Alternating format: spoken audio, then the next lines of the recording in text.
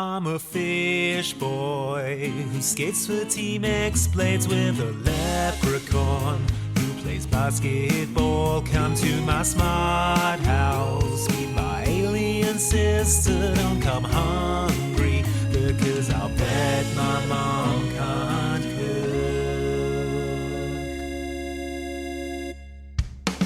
Hello everyone and welcome to Mum Can't Cook, a DCOM podcast. I'm one of your hosts, Andy Farrant, and I have created a special computer program that will create a hologram of the perfect podcast host by combining elements of lots of other podcast hosts. So, got, oh, there we go. I'm going to put in 10% of Mark Kermode's hair. I'll just put that in there.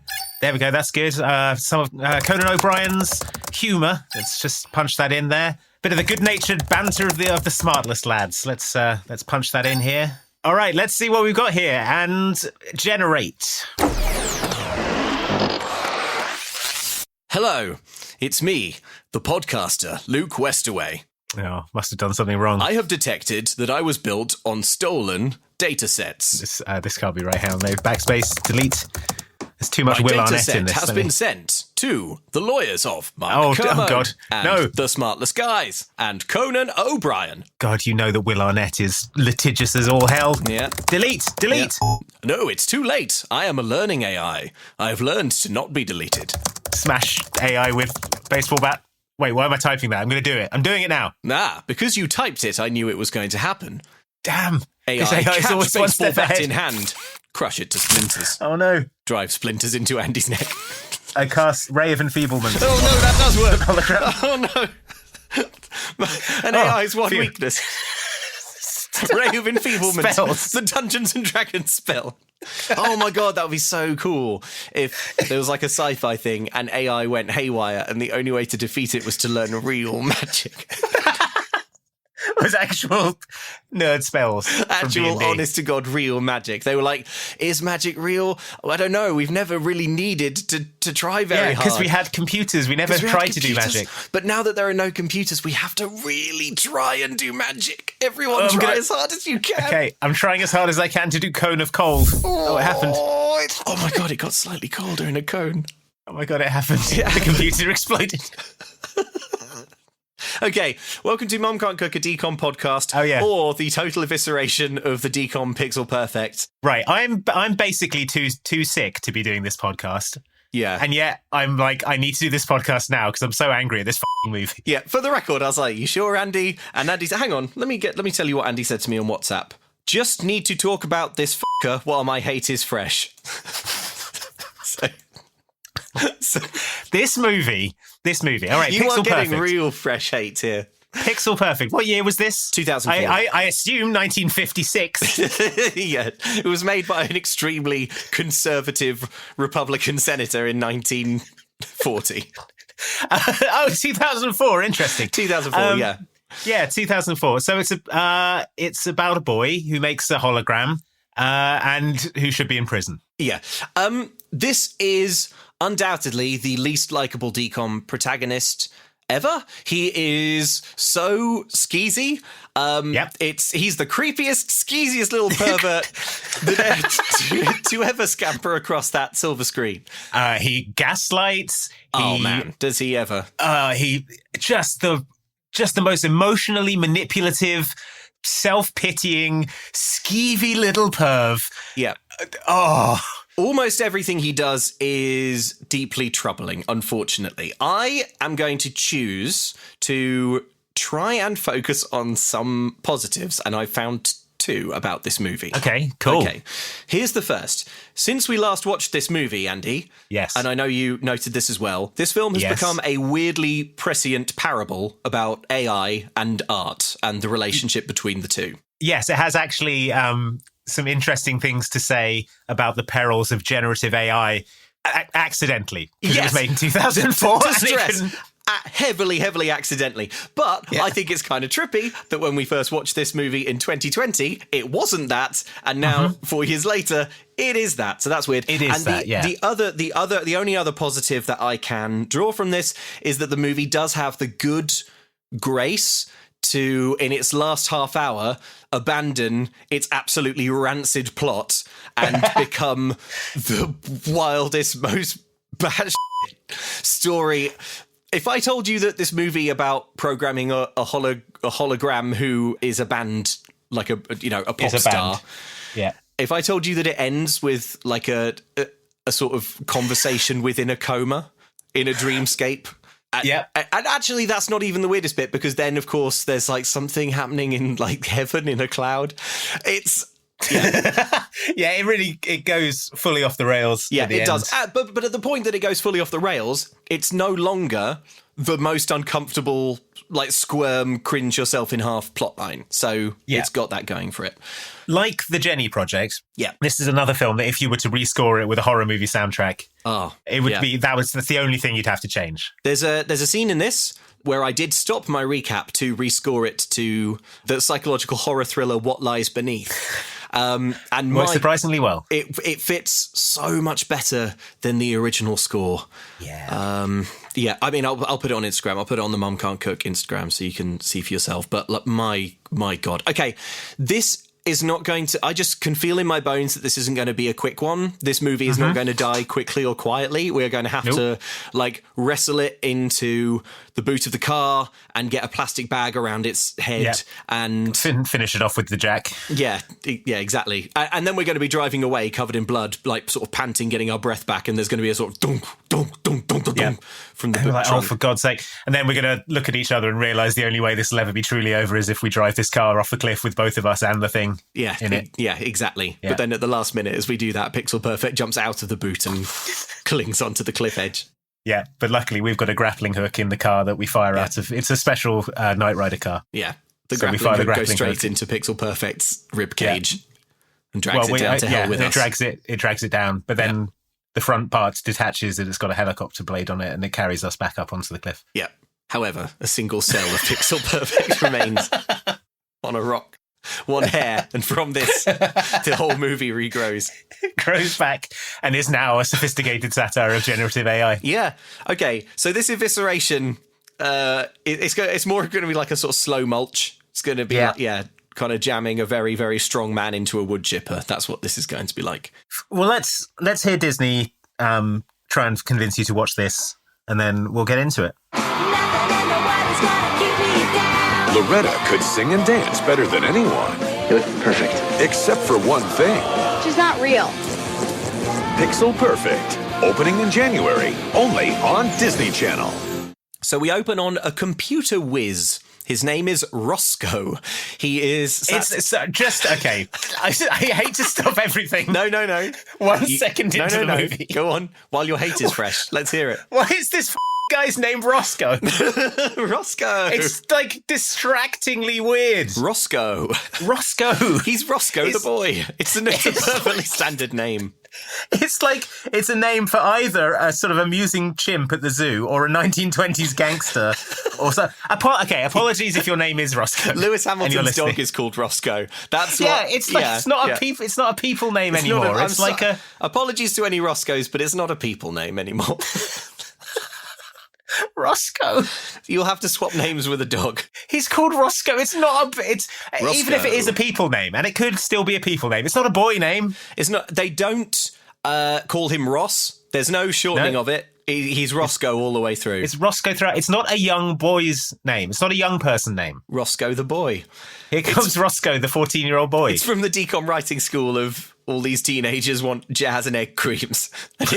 And here comes their leader, Roscoe. And cool names.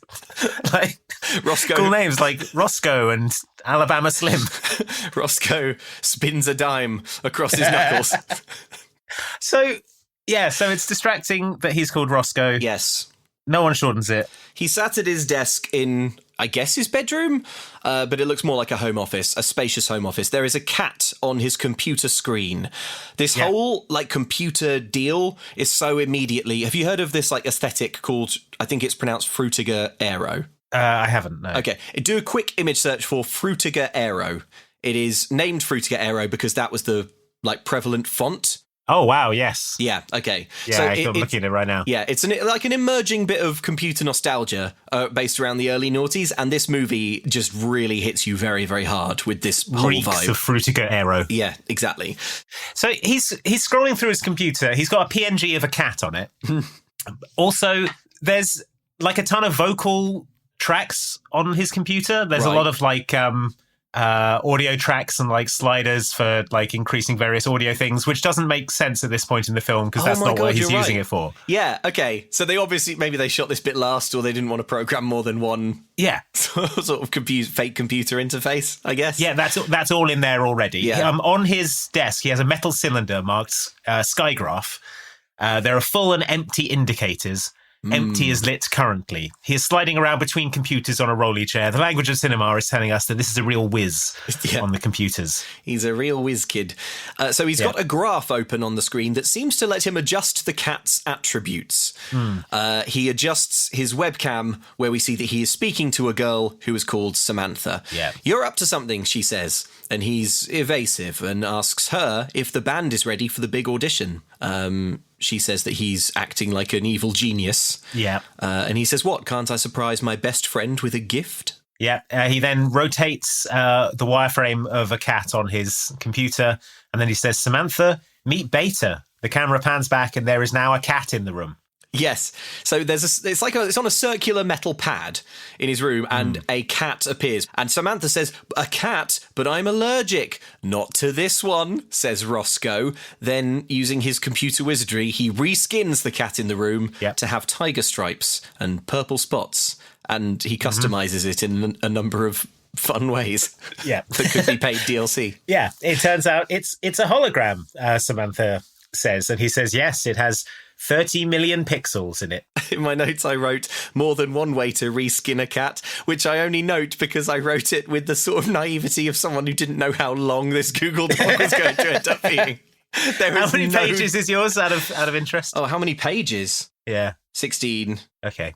27. Oh my God. Oh, God. Okay. It's mostly like angry rants, which I can cut down. Would you describe it as a screed? A screed, a scream, into the abyss. So Samantha is impressed by this 30 megapixel cat. That's so sweet, she says. But Roscoe's dad calls up the stairs. Roscoe panics and says, I gotta go. Yeah, he closes all the tabs on his computer as if he's looking at pornography. And his dad bursts in. As he does this, Roscoe tips humorously off of his chair in a panic, and as everything goes flying, the keyboard gets touched in some way, and the cat is turned plaid, like the pattern. Dad walks in, he sees this tartan cat, and he asks why it exists. Roscoe says that his dad said he could test his holographic programming, and then Dad reveals that Skygraph is about to pull all his funding, possibly because all he does is make tartan cats. Possibly because when he should be working on it, he's just downstairs, I guess. Yes. Eating weirdly. Letting his son play with the thing. Yeah. Yeah. So then the cat hologram sees a bird outside the window and makes a run for it. Roscoe shouts, it runs Stop, across the Beta. room. It climbs on several solid surfaces somehow. Roscoe shouts, stop, Beta, you can't go outside. But as Beta crosses the threshold through the window, it dematerializes. Yes. And kind of goes and turns back into sort of pixels and dies. Yeah. So this is huge because at the point where he spawns this hologram on the holographic pad, you're like, yeah, it's a pretty good hologram. Then the hologram wanders off and demonstrates sentience and independent thought. It has incredibly sophisticated artificial intelligence. This cat hologram sees, think about that, sees a bird. Sees a bird. It's got functioning eyes. It's got functioning eyes that's connected to some kind of functioning brain, and it runs and jumps up at the window to get at this bird. And they're like, oh no, we forgot our crappy bullshit hologram can't go through walls. It's like, this, why aren't you rich? Why isn't the world changing? Why is your funding about to be pulled? Well, it seems to be implied that his dad hasn't made any holograms with his hologram technology. It's only Roscoe who's doing it. All Dad did was make a hologram maker. He then became too sleepy to take the final step and to press generate and generate a hologram. So Dad says the computer's not a toy. I didn't develop this tech for your entertainment. At least I use it. If you want to make money, do something with it instead of just talking about it, says Roscoe, with the tone of someone who has definitely made sex holograms already. Oh, I mean, my 100%. I mean, 100%. 100%. As we come to know Roscoe, you will come to know a boy who would never program a holographic cat before he'd programmed a holographic sex robot. There's simply no way. He says, why don't you show Beta to Skygraph? They may be impressed, even if you're not. That's right. So We've this got is setting an up the unimpressed two. dad. Yeah, they have a frosty relationship, these two. We cut to a music venue. It's called The Ear Splitter.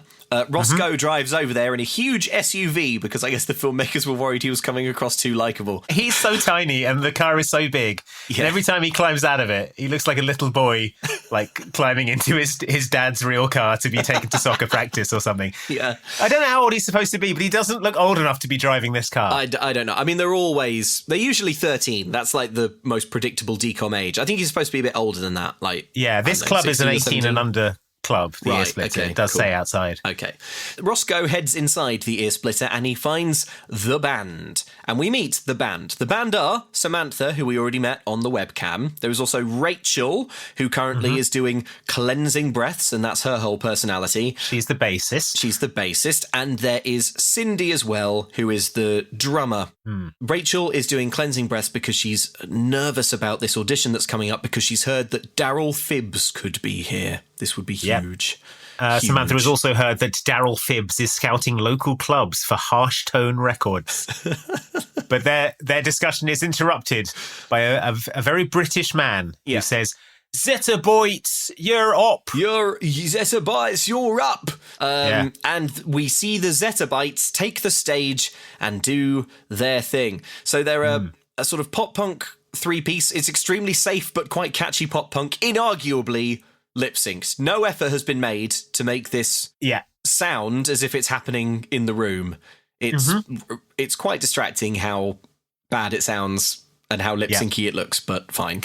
Are we going to have a little bit of the Zetabytes? Yeah, we absolutely must, because you need to know. I mean, come on! You're about to become the Zetabytes' biggest fan listener. Oh, Of course. You need to hear their work, and this is the work of chief composer and singer Samantha. You may find me just a little strange, like dancing barefoot in the pouring rain. My mind is racing at the speed of light. I'll dance around you like a satellite. I'm restless. Excuse me! All right, put the brakes on.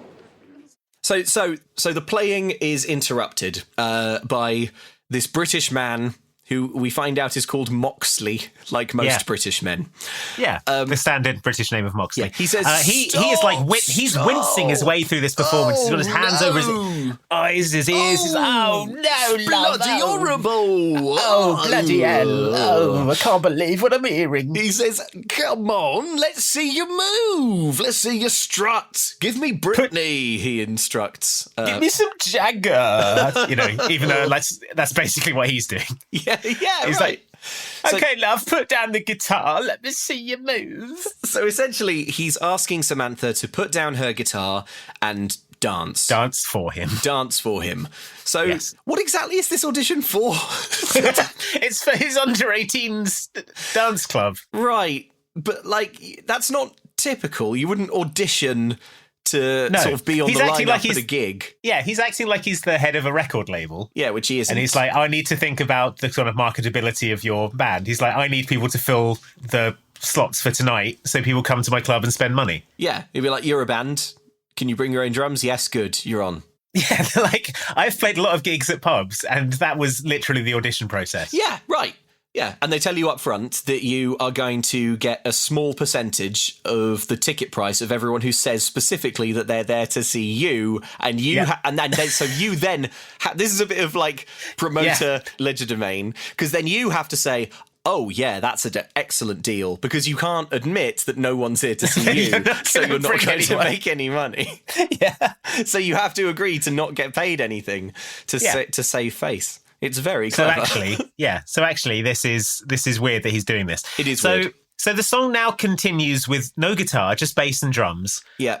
As Samantha holds the mic and sort of jigs around awkwardly for about 10 seconds, and then Mr. Moxley says, "Thank you, that'll be all." Yeah. So Roscoe, who is there for, I don't know, Roscoe, who is there, runs up to Moxley and comes to the Zetabytes' defense. "Hey," he says, "they sounded great." Moxley concedes, "Sure, they're the next Nirvana, but it's not about it's not about sound anymore. You gotta have image," he says. Yeah. So that's, I suppose, what this is trying to do is lay down the theme of the movie, that the Zetabytes can't be successful because they're not doing MTV style sort of dancing and twisting. In 2004, this rings extremely hollow because we are well into the guitar music renaissance at this point, aren't we? No, absolutely. But Moxley explicitly states here, he says, "Love, you can't sing lead for a band if you can't do the moves." Yeah, but All Killer No Filler by Sum 41 has been out for 2 years at this point. Yeah. And I think this is the year that American Idiot came out. So I mean, they are both pretty energetic, to be fair. Yeah, I know, but it's not like what Moxley wants is when you see what it is that Moxley wants, which is, when we get into the band with their new lead singer, it's basically rhythmic floor gymnastics. So, he wants some kind of martial art to be constantly happening front of stage. Every lead singer to be Eddie Gordo from Tekken, doing capoeira across the floor. Yeah, exactly. So anyway, Moxley introduces the next act. They're called Moist Towelette. Which is a good name, I think. He introduces them as Moist Toilet. Yeah, it's three girls doing perfect lip sync to a tattoo-esque rock song called "Don't Even Try It" about informed consent. Some of the lyrics this is so funny. Some of the lyrics are "Stay away with your hands." Now the movie is trying to tell us that this is bad and the Zetabytes were good, but I think Moist Towelette song kicks ass. Moist Towelette song is really good. What's funny about it is they sing this song, which is like, "You better keep away with your hands, don't even try it." They sing it while all looking directly at Mr. Moxley. Yeah, they're improvising this song about Mr. Moxley. Feels like the song was originally called "Touch My Body" brackets "Ooh yeah till the break of dawn" close brackets. Yeah. And they got on stage and were like, "Emergency rewrite." Emergency rewrite. Keep away with your hands, don't even try. Consequence, Mr. Moxley. So yeah, this song, this song is awesome. Oh man, I kind of want to hear some of this as well. All right, fine, let's hear it. Sure.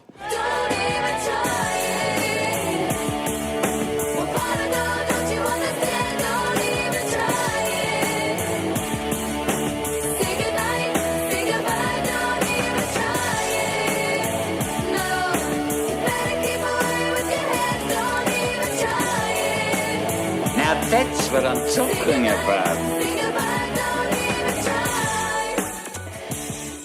It's good. It really reminds me of Tattoo. Yeah, it is tattoo-esque. Yeah, I agree. Yeah. But what you can't hear, listener, is that they are doing a sort of highly choreographed NSYNC style pow pow pow pow pow kind of dance to it that clearly is what Moxley thinks is marketable, and not the Zetabytes' earnest rocking.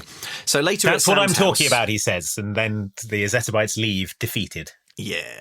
Later, at Sam's house, the band is all up in the attic. Cindy, Rachel, and Roscoe are laying into Sam. Yeah, they all turn on her. Yeah, they turn on their leader, their front person, for failing to dance well for Moxley. Sam for Moxley, the weird perv club promoter. Yeah. Roscoe says that anyone can learn to dance. Cindy says that Sam lacks attitude and personality, and then Rachel says that she lacks an inner connection to the music which she wrote. So they're all being pretty grim. I know that we've just had so many audio clips, but you should meet the band. It's not just the dancing anyway, Sam. It's attitude, personality. Yeah, it's an inner connection to the music. I've got a connection. After all, I write the songs. And a real personality. Well, no one cares about real. They want larger than life. She's right, Sam. There's way too much negative energy here. So Sam storms off to her room, and This Sam. is the first example of of Roscoe's just being appalling to Samantha throughout this movie. It's like Yes. everything he does. He's horrible to her. She's just been booted out. She's been humiliated in this audition, and then her bandmates turn on her. And during this bit, she's like, she looks to Roscoe, her best friend, for support. Yeah. And then Roscoe's like, "She's right, Sam. She's right, Sam. You're a real piece of shit up there." Yeah, you really suck. You really blew it, Sam. Yeah. I mean, I hate to say it, Sam, but Sam, how hard is it to learn to dance? I mean, sure, you had a highly produced slice of marketable pop punk that anyone would enjoy. That's perfect for, say, the Disney Channel. But I mean, you wrote all those bits of music and you played every instrument on the backing track. Yeah. But sure, you weren't shaking it up there. Sure, you in a way that I enjoyed. You performed it perfectly. It couldn't have been a tighter performance. But Moxley's right. How hard is it to learn to dance, you idiot? You stupid clown. Yeah. Why don't you run off to your Avril Lavigne shrine? Oh my God, yeah. So she does. So Sam runs off to her room. She has 2 A1 size Avril Lavigne posters, which I think maybe it would be fine for set dressing, but unfortunately you see them in consecutive shots. So it's like one shot, huge Avril Lavigne poster, reverse shot of the other person in the room, another huge Avril Lavigne poster. So Roscoe has come to comfort her. This should be good. All the years we've been friends, have I ever given you bad advice, says Roscoe. And then he puts his hand on hers and says, you write awesome songs. Maybe it's just time to let someone else sing them. And he says, as an addition to the band, not a replacement. Sam says, okay, and accepts his bad advice and says, that's what I like about you, Roscoe. This should be good. You're always looking to the future. Yep. Roscoe then makes it about him by saying that... he then says, tell my father, and then goes on a self-pitying rant about his father not appreciating his sex holograms. You write awesome songs. Maybe it's just time to let someone else sing them. Maybe just let someone else sing them and play them. Sing them, Samantha.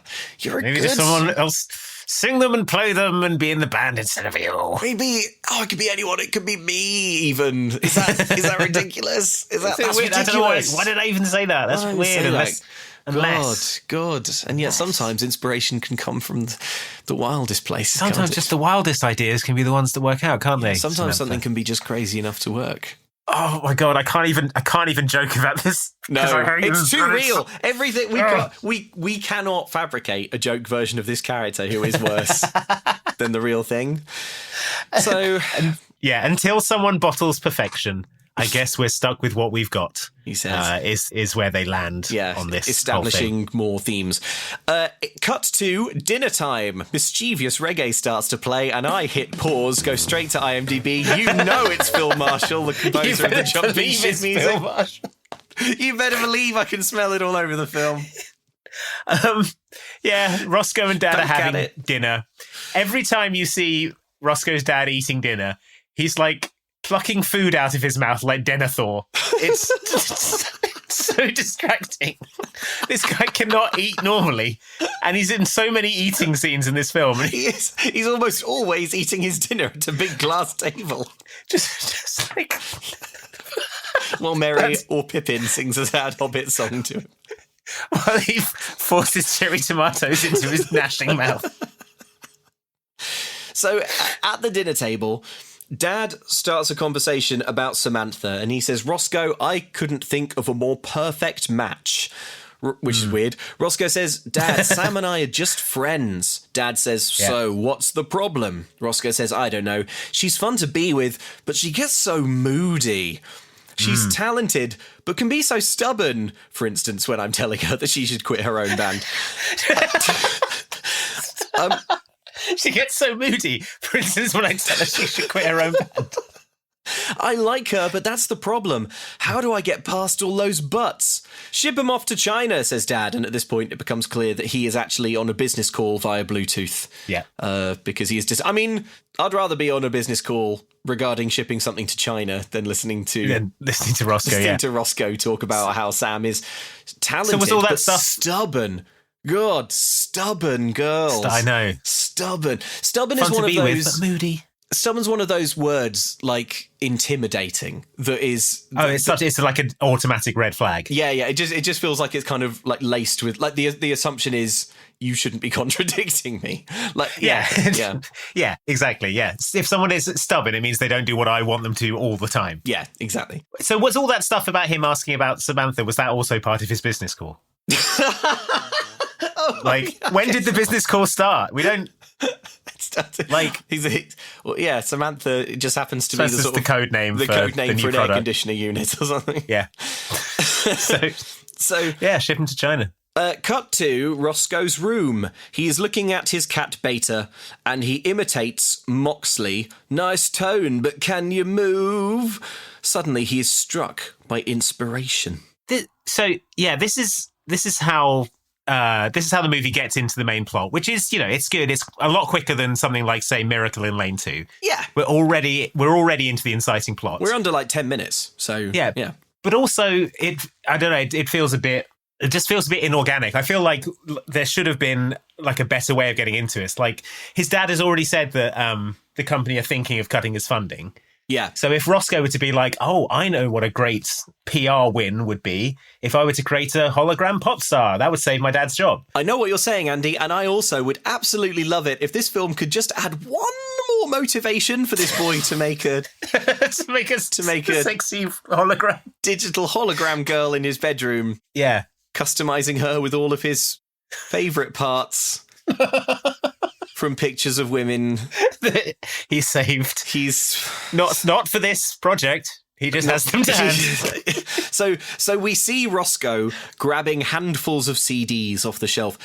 He's scanning in female singers. Don't worry, I checked. They are made up for the movie. So he's running them all through his computer program. He's analyzing their vocals. He's combining all their voices. We would say he's training an AI. It's clearly what he's doing. We also see him with stacks of pop magazines. Mm-hmm. So there's clearly a visual element to his work as well. But we don't find out more for now because we cut to Sam's attic where they are auditioning probably one of the greatest female punk vocalists of all time. Yeah, we've got to have some of this. We've got to, so hear this, with no backing track, she is just screaming lyrics. This kicks ass. Yeah. My life is a library book.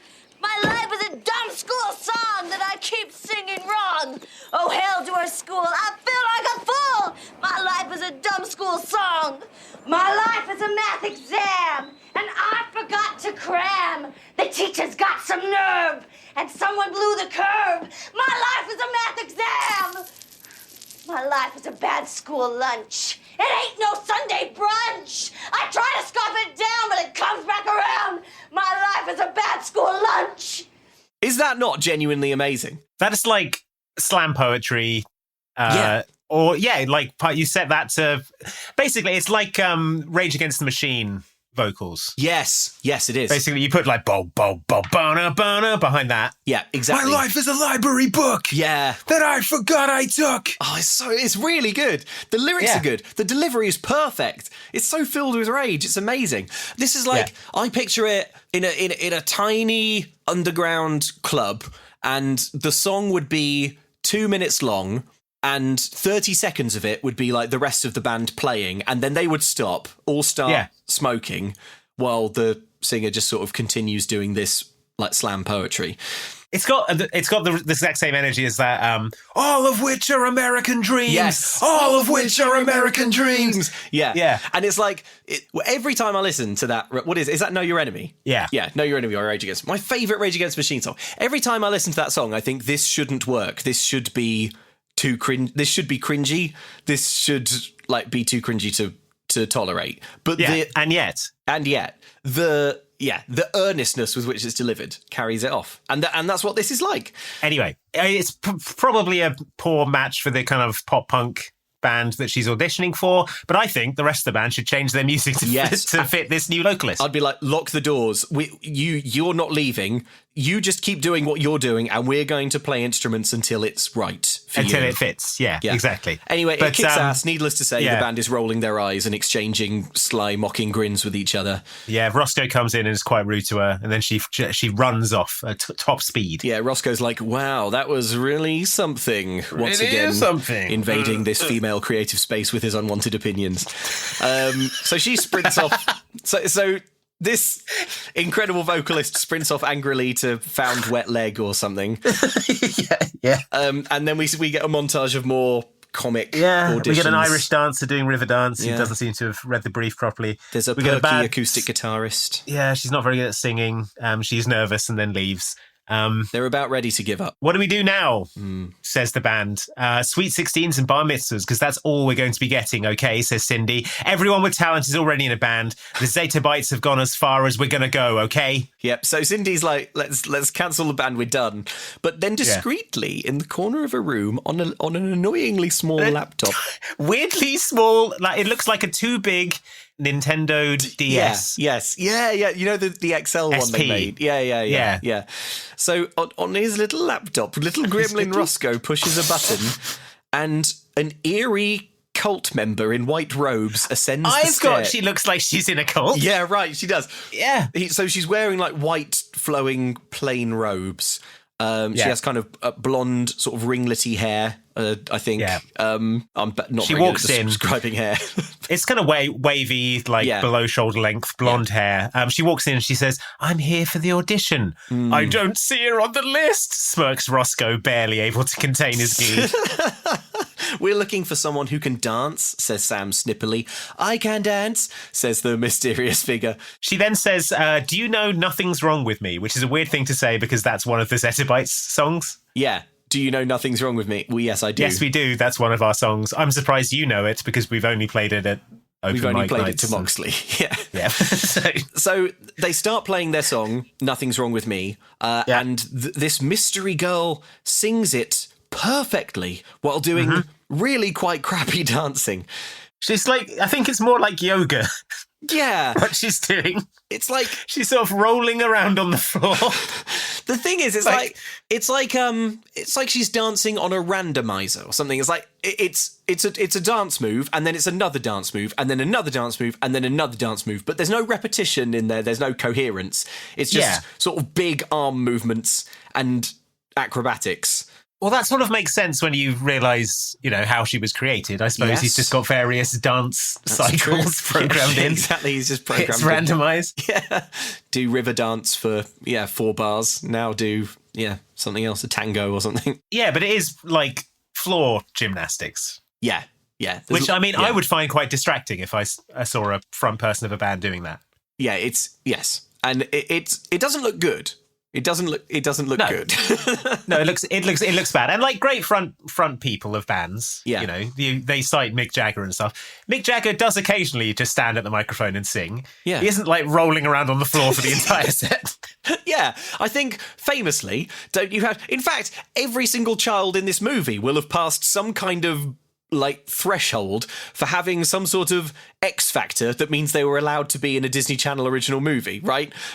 It's that indefinable charisma. You're just very engaging to watch. The camera loves you, that kind of thing. Yeah. So it's a fundamental flaw with this movie that the Zeta Bites obviously are already Disney Channel ready. Yeah. But we are to believe that they're not good enough and that by doing a lot of floor gymnastics...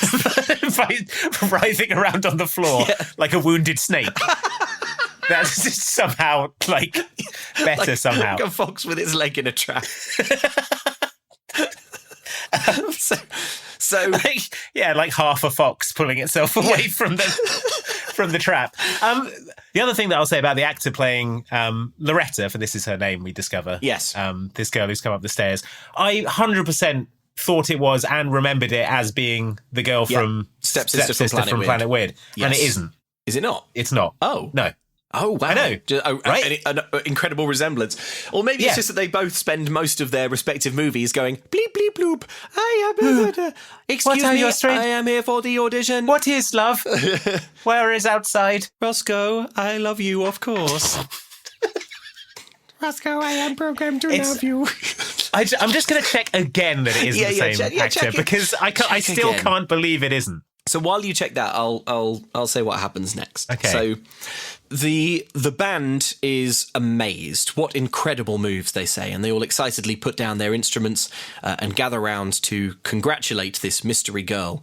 They ask her name, and she introduces herself as Loretta Modern. Oh my God. Then Sam goes to shake hands with Loretta, but trips and falls through her? Yep. In a sort of dancing flash of pixels. Stumbles directly through her. Yeah. It's a different actor. Okay, wow. I still can't, but I had to double check. I Yeah. can't believe it's a Incredible. different actor. So anyway, you've fallen through a hologram. Surprise, says Loretta the hologram. Then we cut to back at Roscoe's house. He explains the tech. My father's been working on holographic technology and artificial intelligence for Skygraph. He just hasn't applied it to the human form. She's so real. You're in my liver. Don't worry about it. She doesn't have a liver. Well, I know where it's supposed to be. She pulls whatever information she needs right off the net. That means she knows everything. It's incredible. I don't even see a projector. She doesn't need one. The computer uses echolocation to measure the room and pulsing frequencies to hold her pattern. Here, watch this.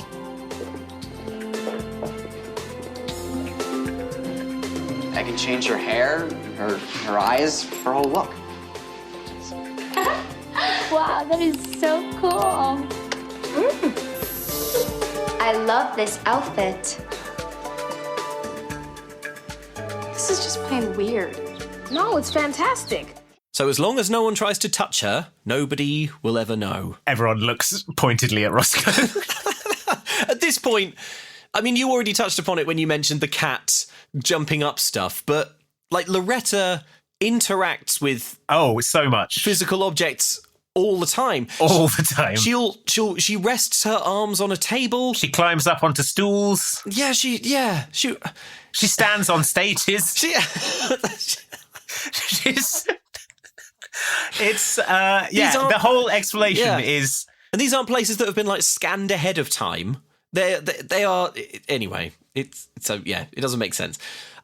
We watch as Loretta walks up to the window, having seen a bird, the same bird that the cat saw, and she reaches out for the bird, and this doing so dissolves her whole arm off. Yep.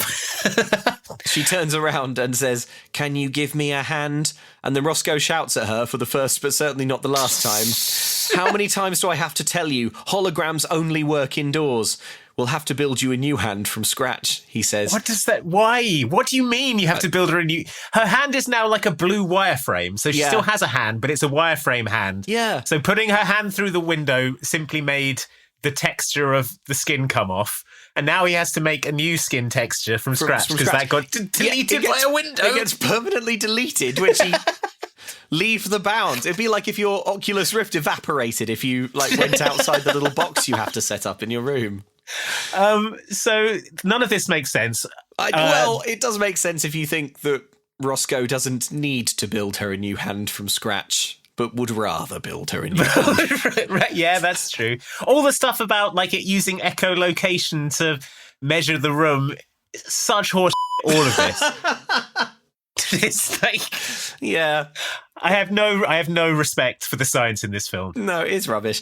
So out the window, we see Dad pulling up in his car. Cindy spots him out the window. Uh-oh, time to hide Loretta. For some reason, hiding Loretta takes ages, even though she's a hologram and you'd think turn her off. Yeah, Roscoe, who I suspect has a lot of experience of his dad coming home unexpectedly while he's doing things to holograms, throws Cindy a set of his dad's car keys and gets her to stall him by making the car alarm go off over and over again. So then Roscoe produces a tube. It is a hologram storage cell. My dad invented it, he says. He thinks that these two, for he owns two, were stolen by competitors. He says this smugly, even though it's probably like destroying his dad psychologically to think that he's made this terrible professional blunder. People are breaking into his home. You are so bad, says Rachel correctly. Yeah. At the window, Cindy says, "Savor it now, defeated by technology. I love it." I don't know what Cindy's having her own little moment by the window. Yeah, almost everything Cindy does is she just sort of floats in, says something randomly, and then sort of floats away again. She's like a character from Hackers. Yes, yeah. Oh, That would be good. So Loretta stands up on the circle and is downloaded into the storage cell. It's like being recalled into a Pokeball. Yeah. Later, we see Roscoe. He's working late at night on Loretta's arm.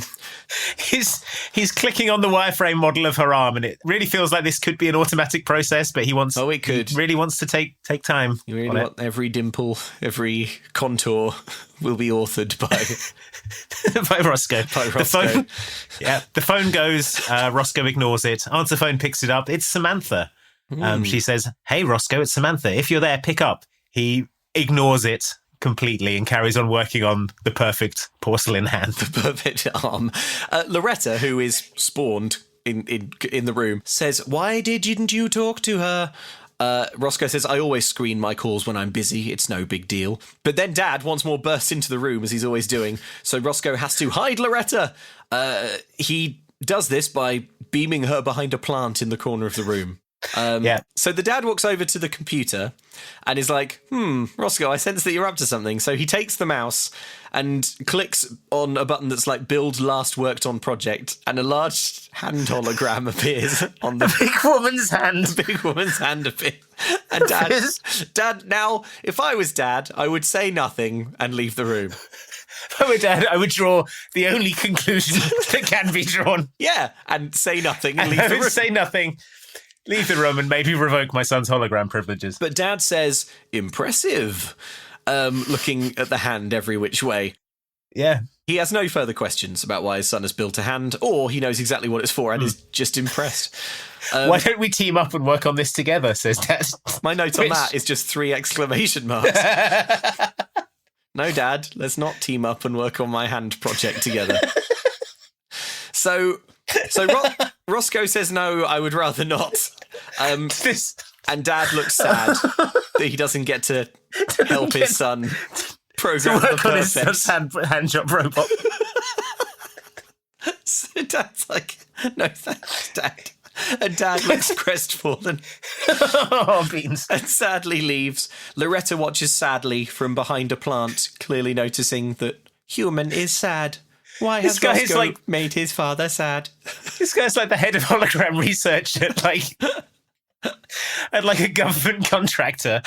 And he's like, his son is in here doing all the hologram stuff, and he's just like, he wouldn't let me work on his holograms. I'll go and eat tomatoes weirdly like Denethor. Downstairs, he's feasting on tomatoes. Occasionally he goes upstairs to burst into his son's room. Hey, wow, you've made a pretty good hologram in here. Hey, what's going on here, son? What are you doing to holograms? Anyway, I've worked up quite an appetite bursting in here. A couple of those cherry tomatoes. Go down real sweet. So now we cut to school. Roscoe is talking to Max. Max is a boy whose mother, we find out, is the head of Skygraph, which is the company that the dad works for. He is not very bright and he can't do maths, this scene teaches us, but we're introduced to the character. Then Roscoe leaves and he runs to catch up with Sam. She says, I've not seen you all week. Roscoe says, I've been working hard fine-tuning Loretta, if you know what I mean. He wants her to be just right for her first gig. Yeah. First gig, says Sam, the leader of the Zettabytes. And Roscoe reveals that at the school dance this Saturday, the Zettabytes will be playing. What? Says Sam, the leader of the Zettabytes, founder, head songwriter, and leader of the Zettabytes. Well, he does it in a much crueler way. The way he actually does it is he says, are you going to the dance on Saturday? And Sam, blushing, says, well, that depends. Are you, yes, of course. Are you asking me, Roscoe? And he says, well, what's the point in asking you if you're going to be on stage the whole time? Yay. Sam says, I thought the infectious measles were playing. And then we cut to the actual dance. Surprise, hisses Roscoe. A teacher is on stage informing the kids that the infectious measles won't be playing because their singer has chickenpox. It's never explained if Roscoe gave someone chickenpox to engineer this. The way this is presented is that he's done something to ensure they now have a slot at the dance. Yeah. We then cut to the infectious measles cannot perform because they have been stricken with disease. I think we have to make the connection that it was somehow Roscoe's doing. Roscoe has poisoned them. Yes. He's given them the dreadful pox. Yeah. Okay, so the teacher says a school band will be filling in. The crowd is furious, obviously. They start booing madly. They're like, boo, boo. They're all big infectious measles fans. Backstage, Roscoe is fussing over Loretta, who is kind of spawned in the corridor. He's reminding her not to get too close to the other band members, and the band takes the stage to unimpressed boos. Yeah. And then they start, and Loretta is centre stage, and with no microphone, starts singing and jumping and twisting and leaping. She is jigging around in the most annoying manner possible. No single dance move is used more than once. No, it's proper drunk mum at a wedding stuff. Yeah, there's high that's kicking, the vibe. But the crowd is warming up to it. They're just absolutely loving it. Loretta hops up on the bass drum and does a triple backflip, which understandably impresses the crowd. Roscoe is fiddling with sliders this whole time, so presumably he is real time making her do these dances. I don't know. Yes, his puppet. Roscoe makes her do a double backflip. Samantha looks like someone just walked over her grave. Yeah. The crowd is loving it. Roscoe gives a big thumbs up. Yes. Back at home, Roscoe is taking some personal photographs of Loretta alone. Oh, we should also note, at the end of the song, Loretta introduces herself to the loving crowd. My name is Loretta Modern, and we are the Zettabytes. But Sam is clearly not loving it. So what Roscoe is ostensibly doing in his room is testing whether Loretta can be photographed. Why it's important to him that Loretta can be photographed. It doesn't come up. Doesn't come up. Again, it doesn't come up again in the movie. There is a TV on in the corner, and there's an interview with Daryl Phibbs, sometimes known as D-Phibbs, or D-Fib. Yeah. D-Fib. He was a rapper who gave up rap to take a job with Harsh Tone Records. He says he decided he wanted to be a star maker instead of a star. Yes. Bafflingly. So he's scouting new acts. That's somebody we should get to know, says Roscoe, even though he is not in the Zettabytes. Yeah, that's my note here is that's somebody we should get to know, says Roscoe, who is not in the band. So, yeah, I agree. Again, forcing his way into this all-female creative space as if he is somehow in charge of decision-making or the creative process. But he's the puppet master behind the ostensibly female lead singer.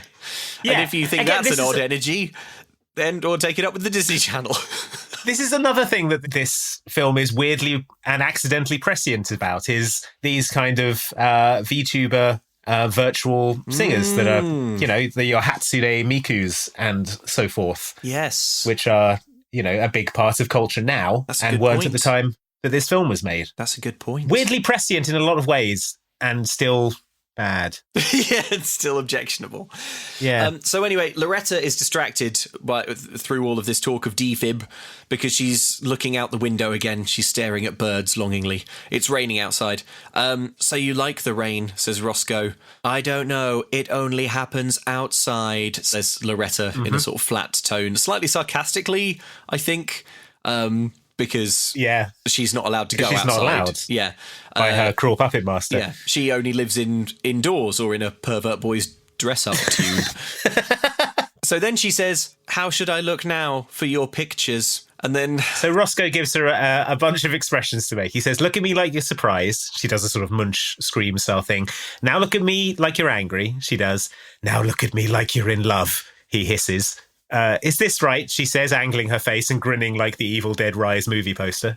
Yeah, she smiles like a Chucky doll, and Roscoe is struck for a moment before whispering, "It's perfect." It's perfect, he hisses. Like the kind of thing Hannibal would say, looking at like the kidneys he's just cooked. The way you would hiss into the ear of someone you were pressing a pillow over the face of. Yeah. But when printed out, all of these pictures are all blurry and pixelated. Yeah, and the shutter speed of his camera and the refresh rate on his hologram are incompatible. And I've just realised that they never come back to this, do they? No, never. From this not point, once. Yeah, they never mention it again. He never fixes it or upgrades it. But from this point on, Loretta is perfectly photographable and it's never a plot point. Yeah, she's on TV and stuff and it's all fine. So he says there's no way of fixing this at the end of this scene. This whole scene is so desperately uncomfortable. Is it supposed to be? This is the question I have. Is it supposed to be? No.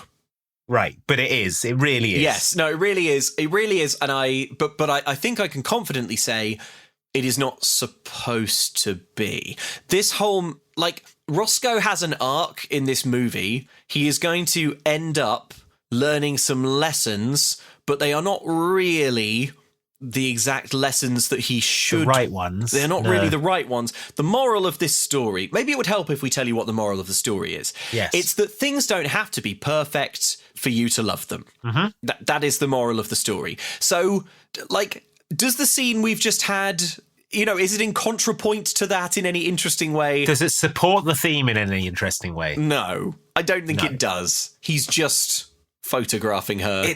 I mean, he whispers that her, like, in love face is perfect. Yeah. She asks him why she's here, and he says to be the Zetabytes' new singer. She asks him if he knows why he's here, and he says, maybe I'm here to bottle perfection. Maybe I'm here to make you. And again, this is another scene that just stick the What Lies Beneath soundtrack underneath. Yeah, for sure. And you're off to the races. Jordan Peele's going to be on the phone. The plot of the movie is that, like, Sam loves Roscoe, but Roscoe's not interested because he's developing a crush on his hologram because she's, like, quote unquote perfect. Mm-hmm. But the whole thing is complicated by the fact that also Loretta starts falling in love with Roscoe for, I don't know, question mark.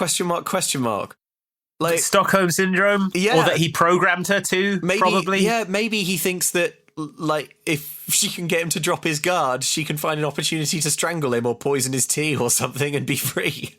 But, yeah, I don't know. Oh, anyway, so... Yeah. That was one troubling scene. How about another one? Don't worry, folks. It's Pixel Perfect, where every scene is troubling. Cut to school. It's troubling banger after troubling banger.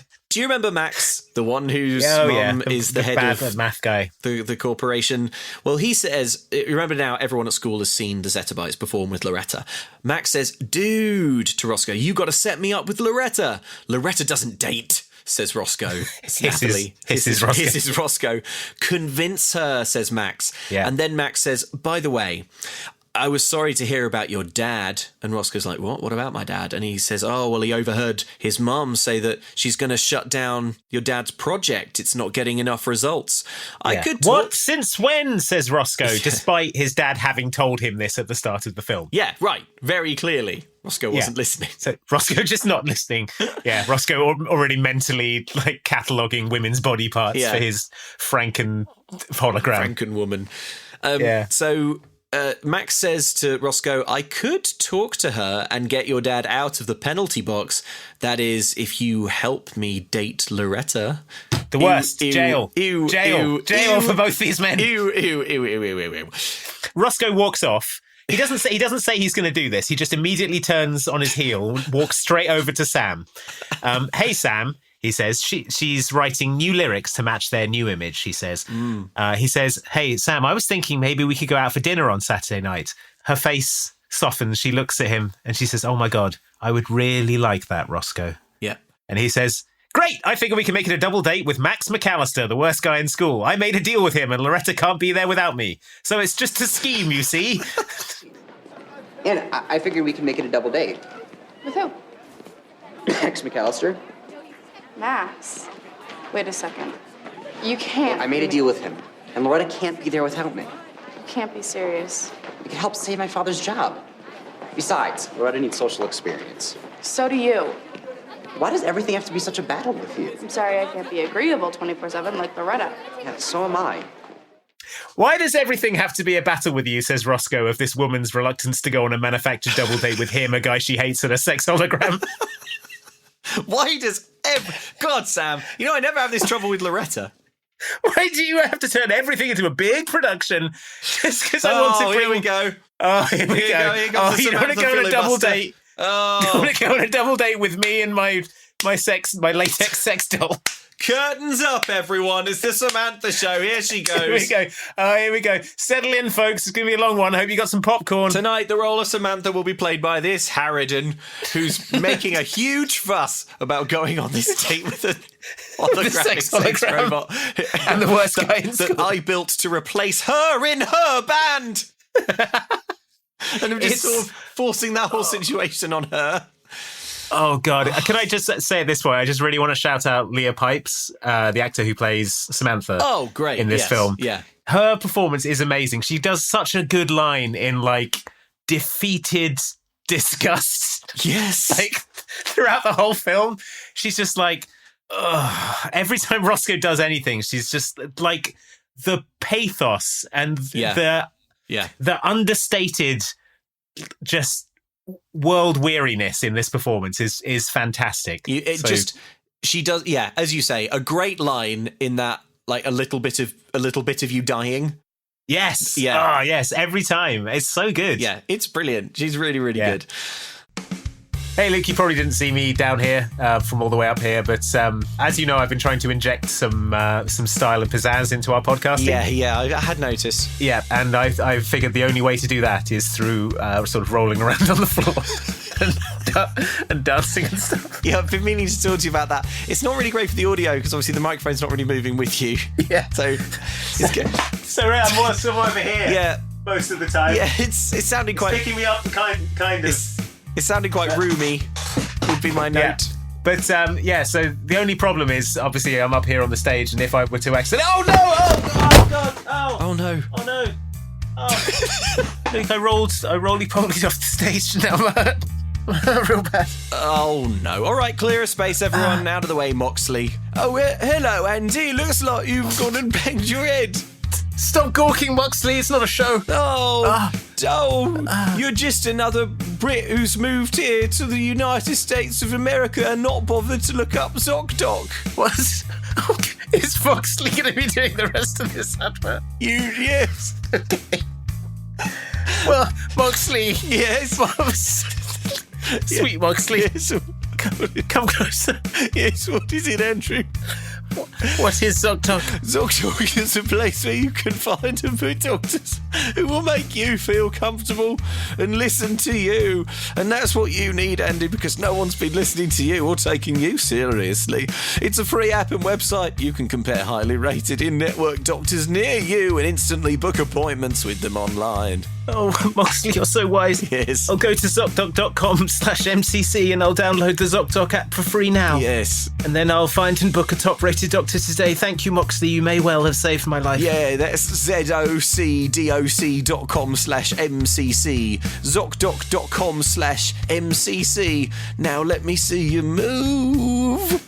I'll try, Moxley, but my pelvis is shattered. Oh, no. You're not supposed to move. Waiting for the ambulance. Oh my gosh, Andy, I am exhausted. Why? What have you been doing? Well, I've just been up in the lab working on my ultimate rockstar hologram. What lab? What are you talking about? You know, my hologram lab. I've been building the perfect holographic rockstar. You talking about my bedroom? Well, it was your bedroom. It's evolved. It's becoming something much greater. It's now my laboratory for creating the perfect rockstar. Okay, why are you shirtless and have sort of runes painted on yourself in blood? Is that part of it? Am I supposed to explain my entire process to you? I don't think so. Well, okay, but where am I going to sleep is the question. Where are you going to sleep? You're not going to sleep. You're going to be dancing non-stop to the rockin' tunes of my new holographic musician. I started with 30% Sting, and then I thought... Well, that was your first problem. And then I thought, that's not enough. So I upped it to 100% Sting. Then I thought, job done. It's 100% of Sting. It's Sting, but he's 30% the size. Yeah, it's 30% the cost. He's a small pocket-sized Sting that you can carry around with you. Yeah, for your convenience, he lives in your backpack. Whenever there's a lull in conversation, you can just project a small Sting onto the table. Oh, hi, everyone! Perform Desert Rose and stuff. You know, all his hits. All his My hits. Funny Friend and Me. Yeah. From the Imprisony Groove. That's one of them. Well, but I'm hungry. Yeah, I was going to ask, where's dinner? Because it's your turn to cook. So I assume if you've been up there in your hologram, I've been, not in made a any very dinner. real sense, I have been cooking. But in another very real sense, I haven't been cooking. I have nothing for dinner. What can we do, Andy? Okay, well, great news for you, Luke, is that I signed us up to Factor. Yeah. So we can eat stress-free this spring with Factor's delicious, ready-to-eat meals. Oh, amazing. So you're lucky that I've done that. Because otherwise we weren't going to eat. We're going to get chef-prepared meals on the table in 2 minutes with Factor's ready-to-eat meals, so you can get back to doing what you love this spring. Or maybe you shouldn't get back to doing what you love. But I'll get back to doing what I love, which is sleeping in my bedroom, not hearing a small Sting around every corner. That's right, Factor is your solution for fast, premium meals without the need for cooking. So head to factormeals.com/momcan'tcook50 and use code momcan'tcook50 to get 50% off your first box plus 20% off your next box. That's right. That's code momcan'tcook50 at factormeals.com/momcan'tcook50 to get 50% off your first box plus 20% off your next box while your subscription is still active. Check out Factor for meals that fit into your lifestyle today. But that's not the shape of my heart. Oh God, he's in. Can he be turned off? Could you turn off the real Sting? I mean, I could try. He's tantric. It's true.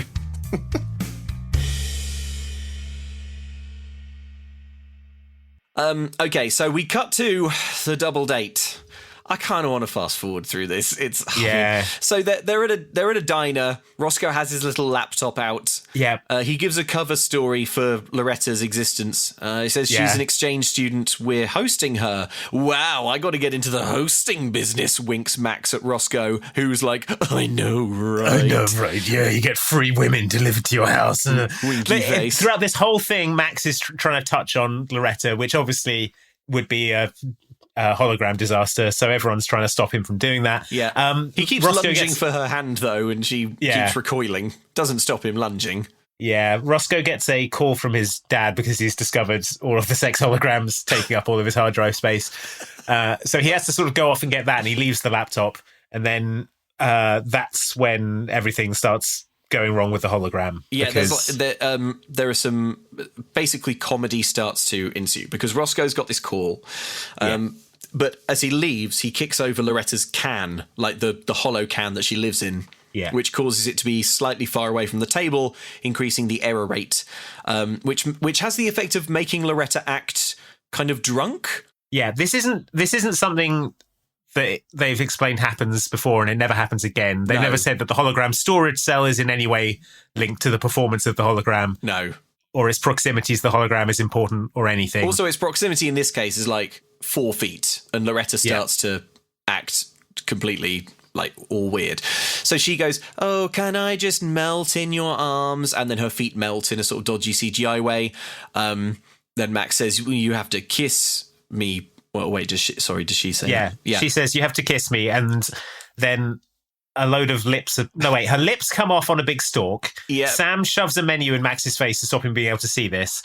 Talk to the hand, says Loretta, and then an ear comes out of her hand. It's like real Cronenbergian body horror. Yeah, at this table. Sort of bad CGI. So Samantha is frantically hiding all of these horrors behind a big menu. Hey, what about my kiss? Says a melting Loretta. She now has 3 proboscis mouths and her eyes are hearts, and she's emitting wolf whistle sounds. Yeah, the lips are arguing with each other. I asked him first, says a second set of lips. Now, to me, all this proves is that Roscoe has trained this AI on a lot of kissing data. Like, the hologram of Loretta knows a lot about kissing. He said earlier that the hologram is connected to the internet, so it can just download whatever information it needs at any time. So it's probably on, like, kiss.com, downloading all the kiss data. I'm going to see if kiss.com, if the band has it. Okay. I would like it if the band has it. Yeah. No. Okay. Never mind. Don't go to kiss.com. Okay. It'd be quite funny if he was like, oh, I want to kiss Max. I'll go on kiss.com and download kiss data. And then she turned into Gene Simmons. Because she's a stupid AI, doesn't understand context. No.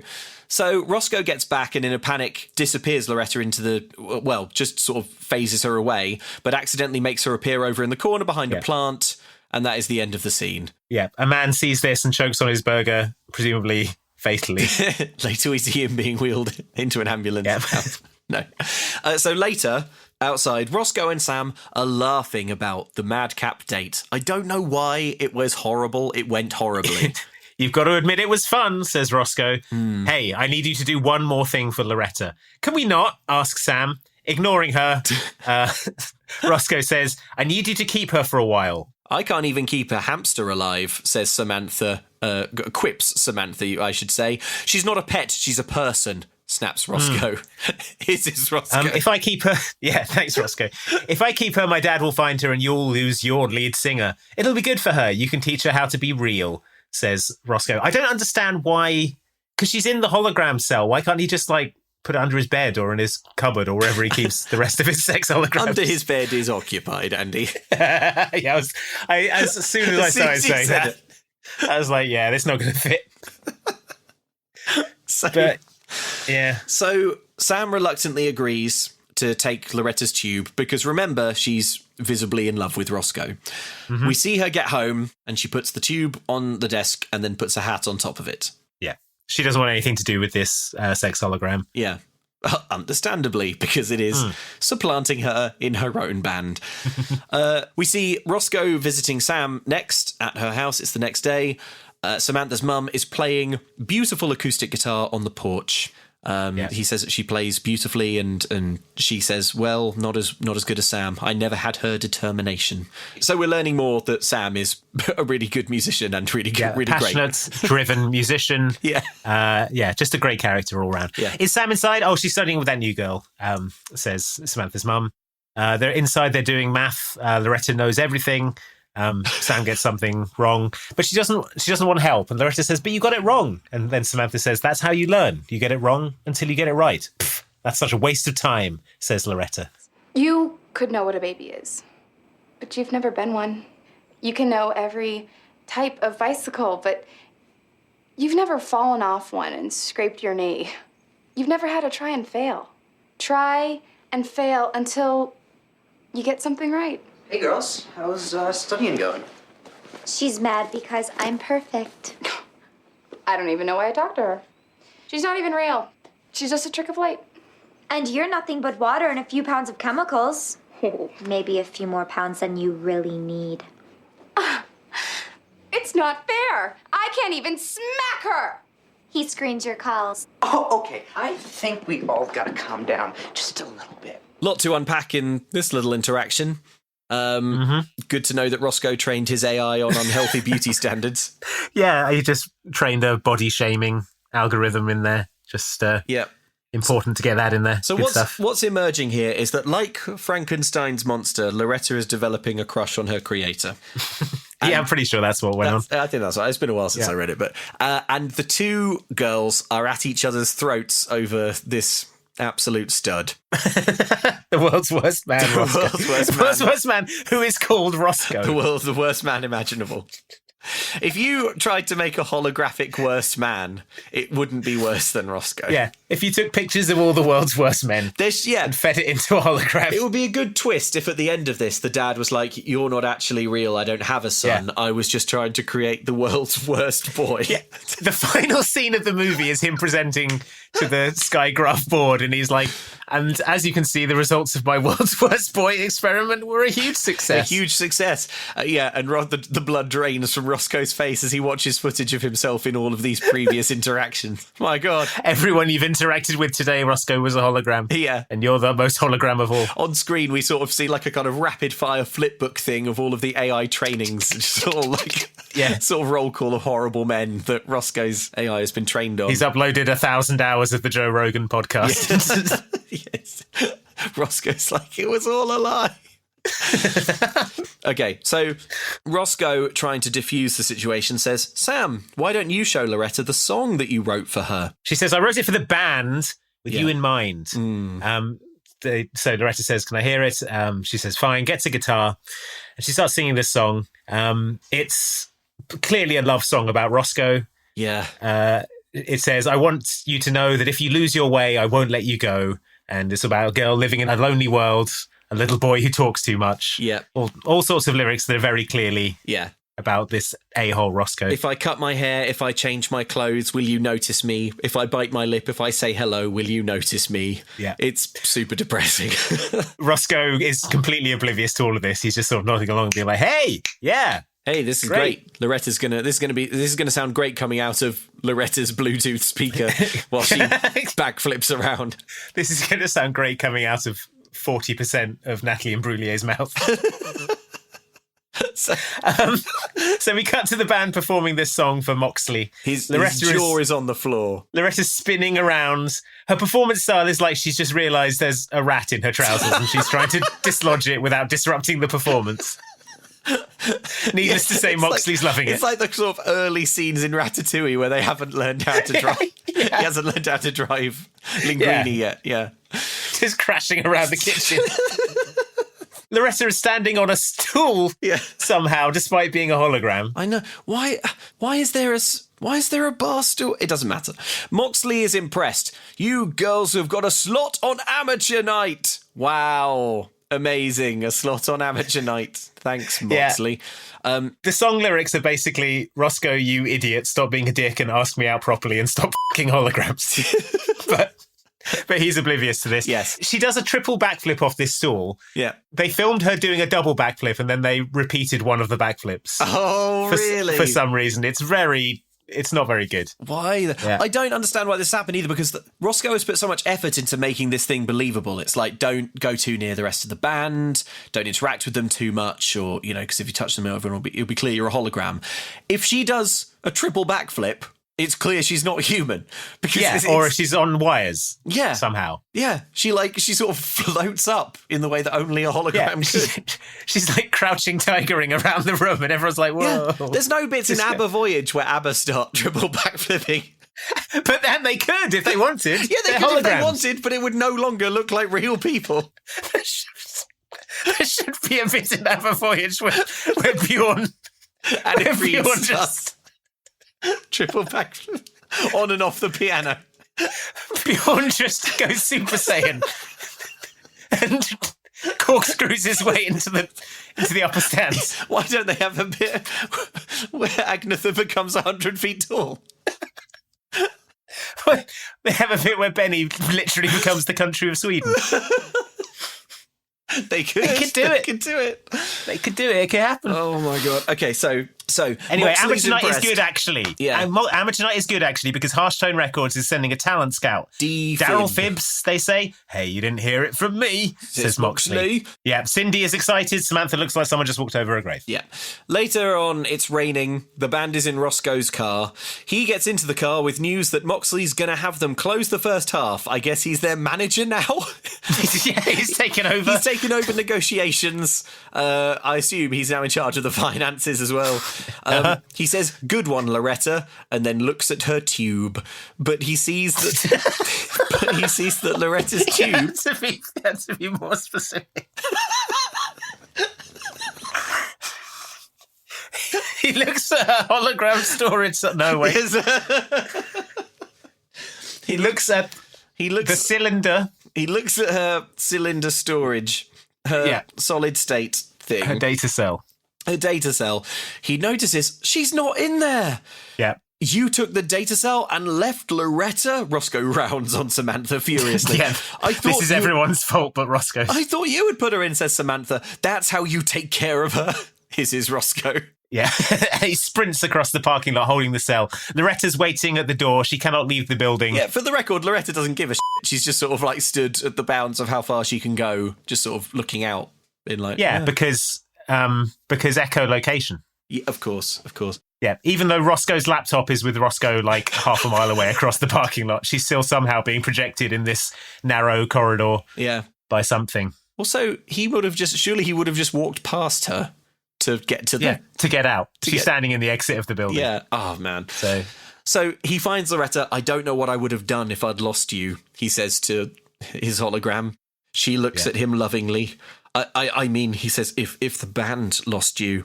Loretta says, it must be wonderful to feel the rain. In the background, Sam honks the horn like, hurry up. Oh, God, he's making out with her. We should just go. With the wall. He went through her and he's now kissing the wall.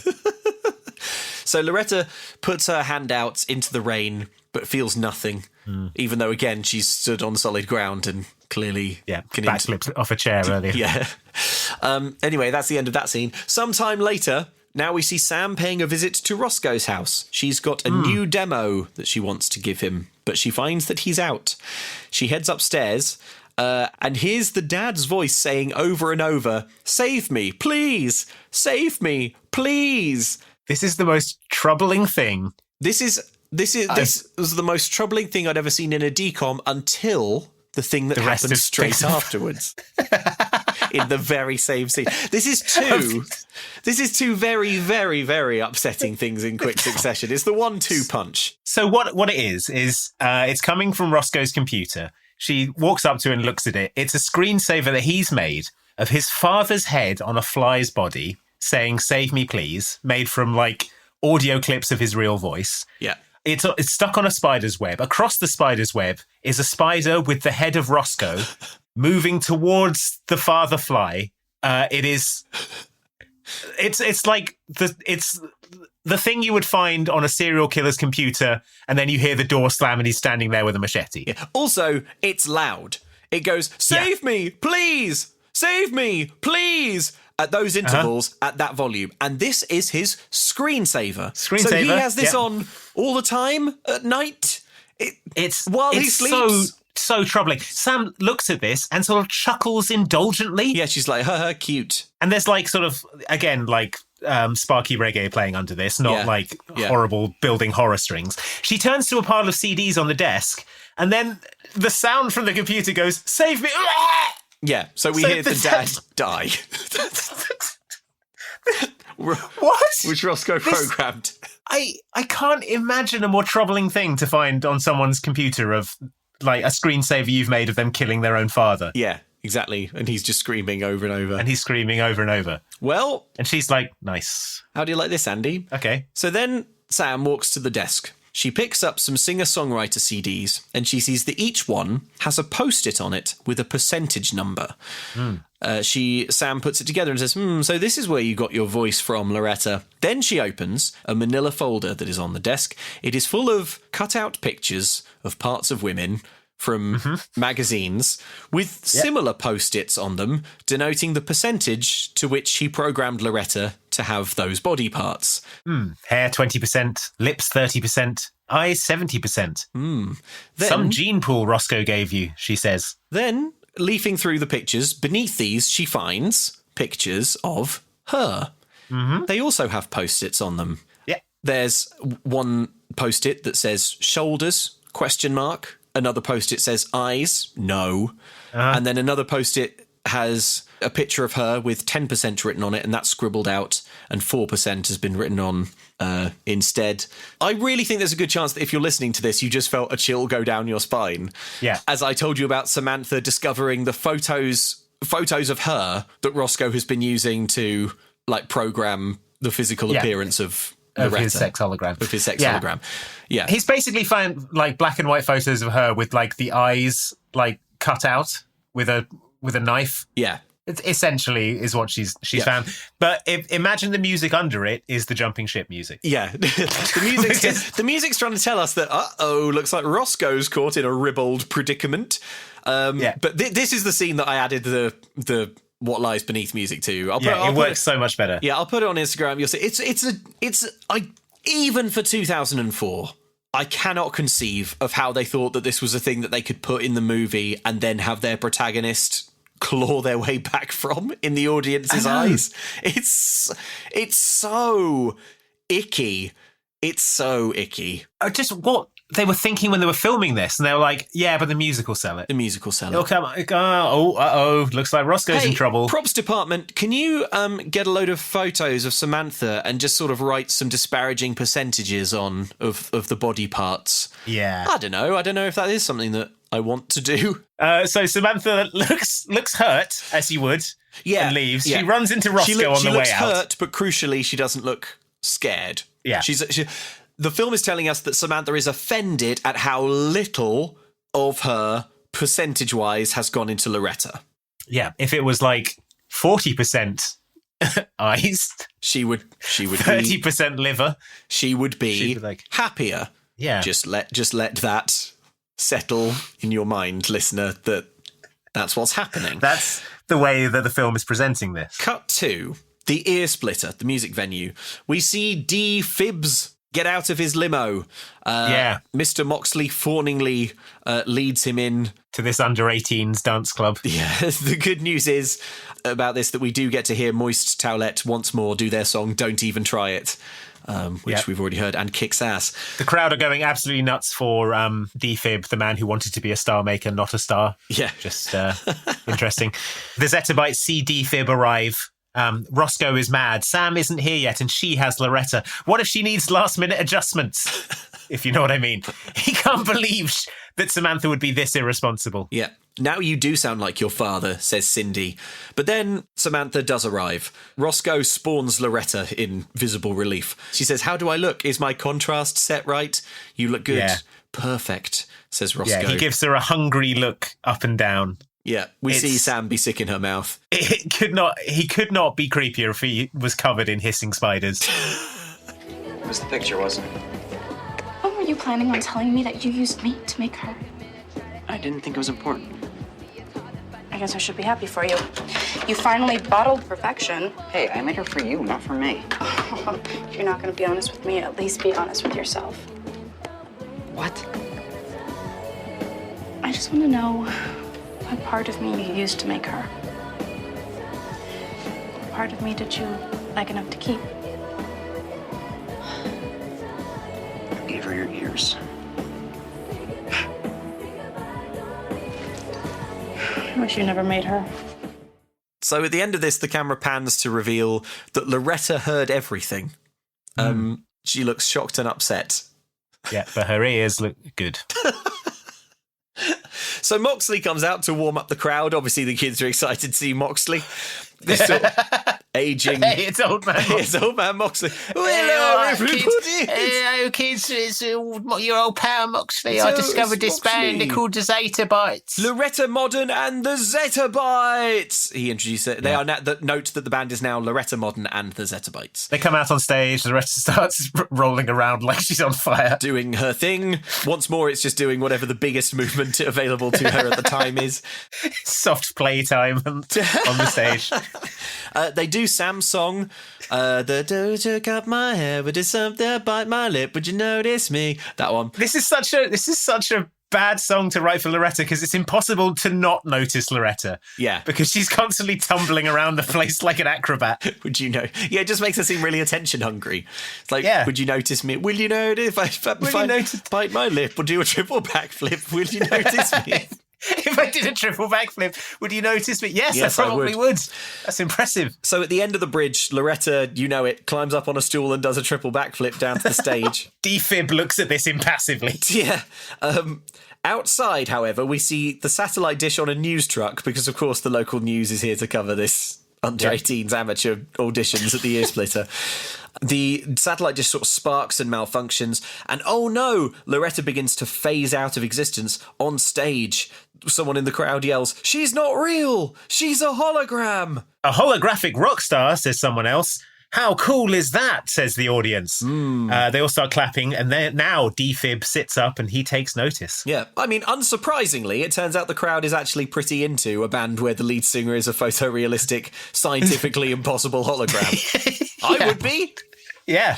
I'd give that a spin. Yeah. Yeah, right. If you told me, if there was a reveal, it's like, oh, did you Taylor Swift hologram? Yeah, I'd be a bigger Taylor Swift fan. I like Taylor Swift, but I'd be a bigger Taylor Swift fan if it was like, yeah, did you know she's a hologram? Oh my god! You know that that two-pack hologram they had? Yeah, that was Taylor Swift. What? For real? Wow. Yeah. D-Fib does the Marvin Berry phone call to the Harsh Tones record producers. He's like, hey, you know that new sound you've been looking for? Get a load of this hologram. Yeah, he says it's Harsh Tones' next media sensation. Yeah, he's like, listen to this, and then holds the phone up to like 20 teens going, woo. Yeah. This is 20 teens are going nuts. A boy throws a bouquet of roses through Loretta.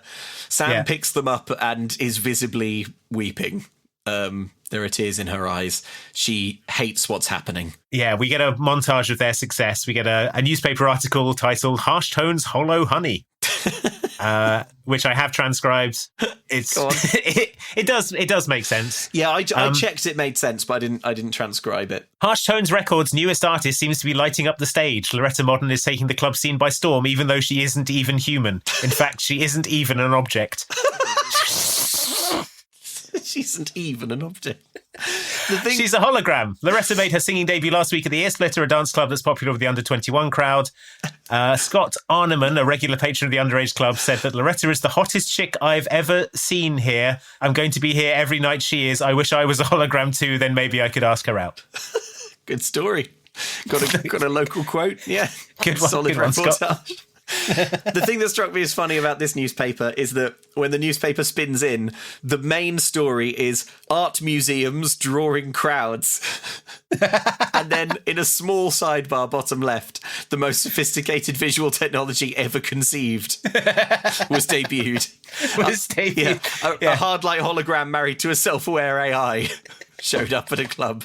Showed up at a club and jigged around a lot. Yeah, but the main story is art museums. But have you seen these art museums? Let me tell you, they're drawing crowds. I saw a crowd there just the other day.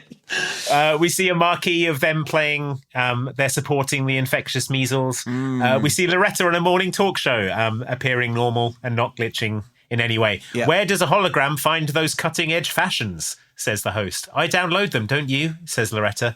We get a fashion montage of the band trying on outfits, some performance clips. Loretta does 1,000 backflips. Yeah. I've written, that's not all it takes. Mick Jagger isn't an iconic frontman because he's always doing flips, but whatever. It's just non-stop flips. So we cut to Roscoe being interrogated on a panel show.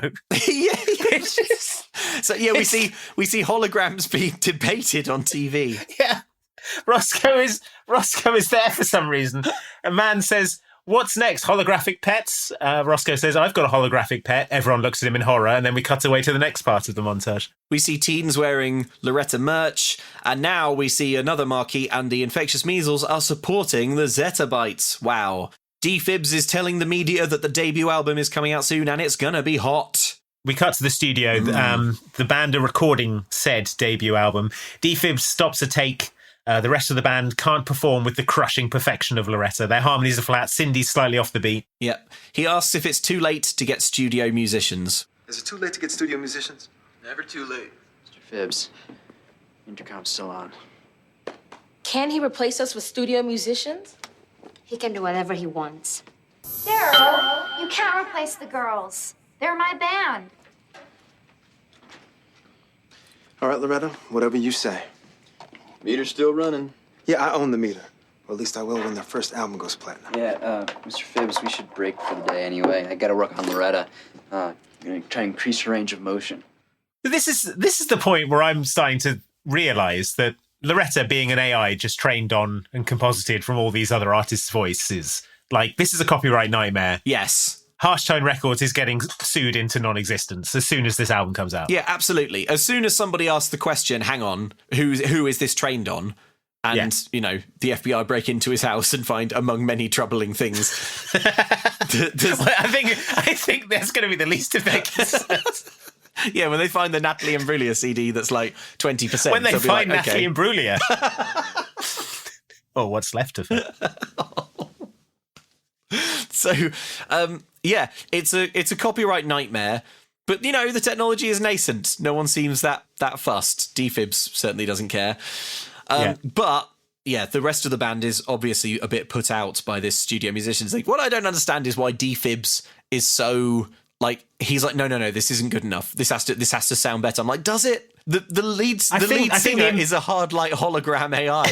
It could be like, just do Baby Shark or something. You're going to be rich no matter what. It's fine. I think the implication is that Loretta is a perfect metronome, and actual humans playing the way actual humans do, they sound wrong in comparison.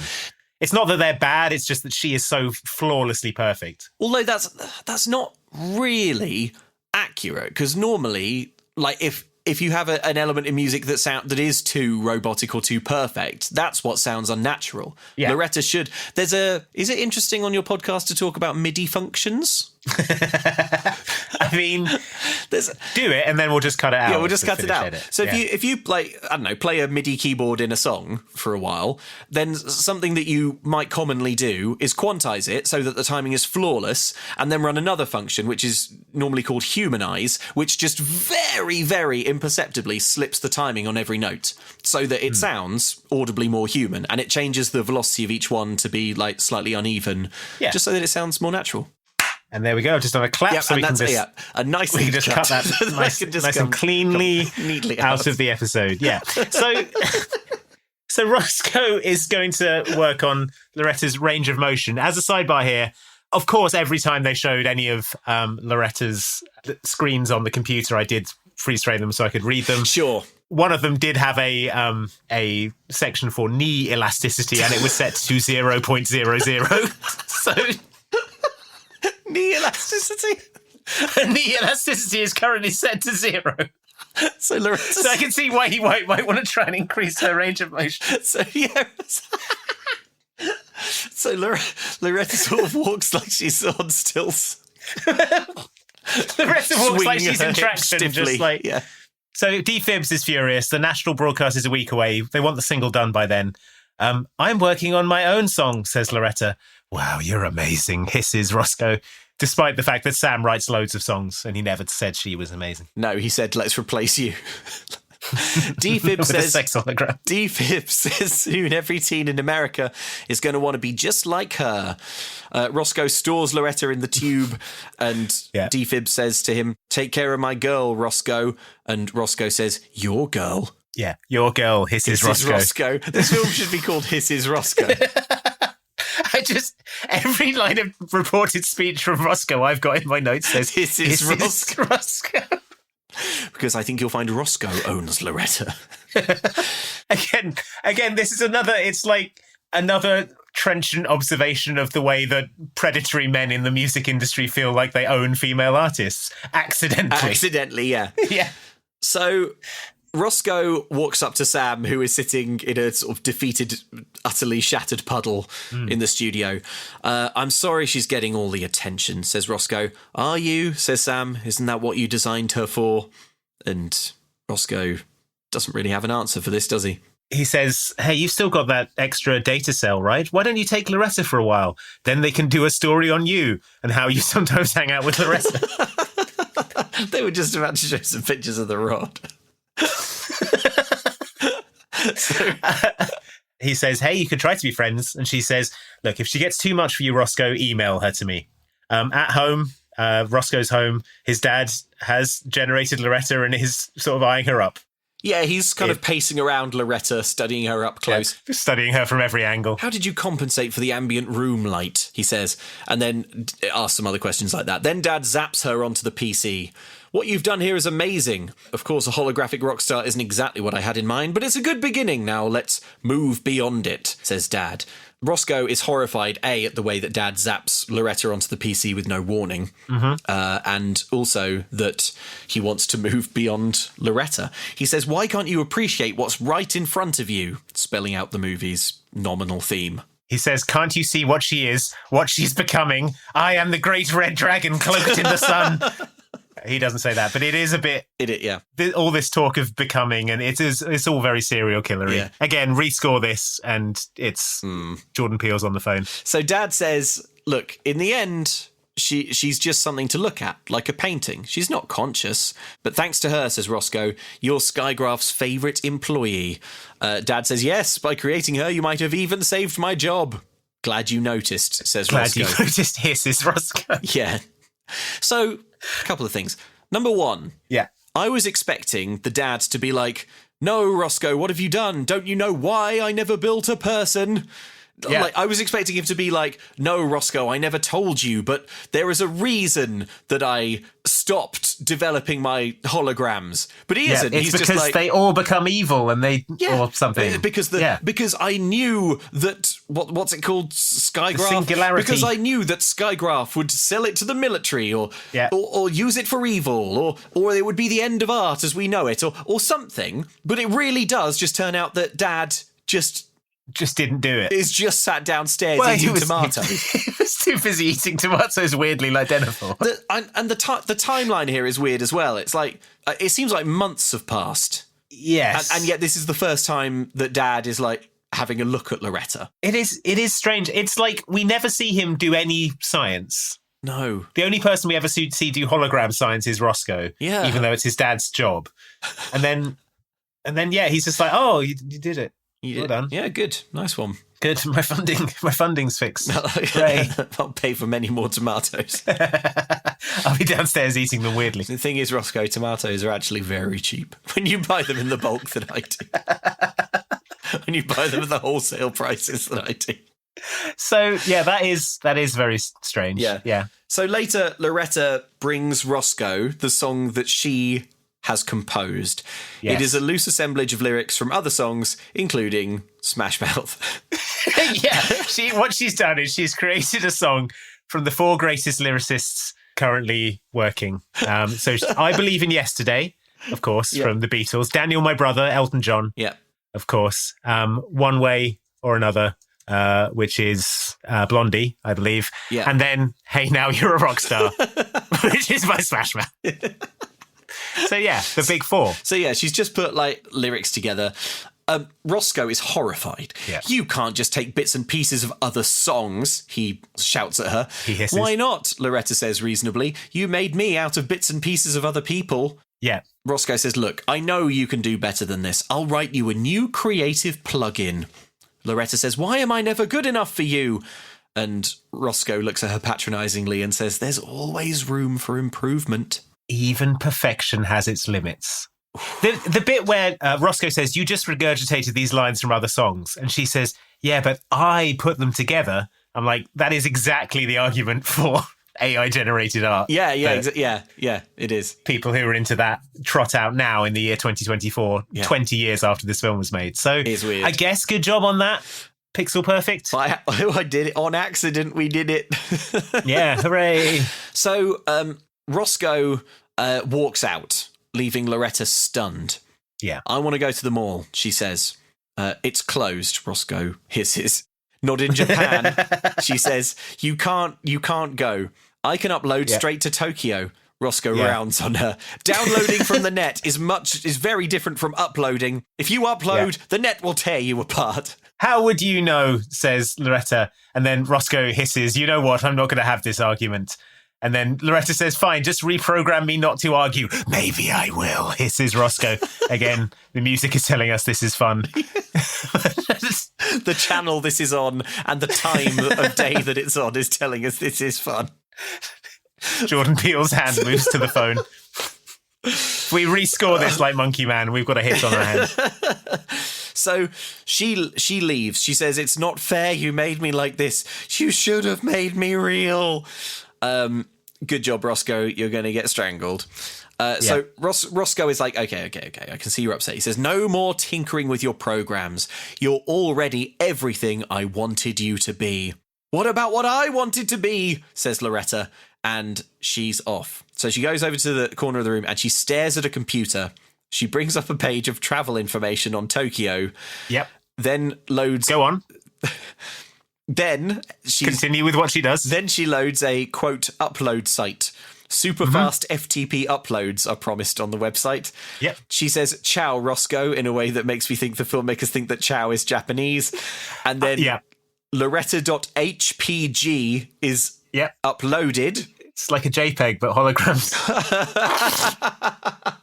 and she goes inside the internet then, is what happens next. At this point, the music does unfortunately go a little bit Japanese.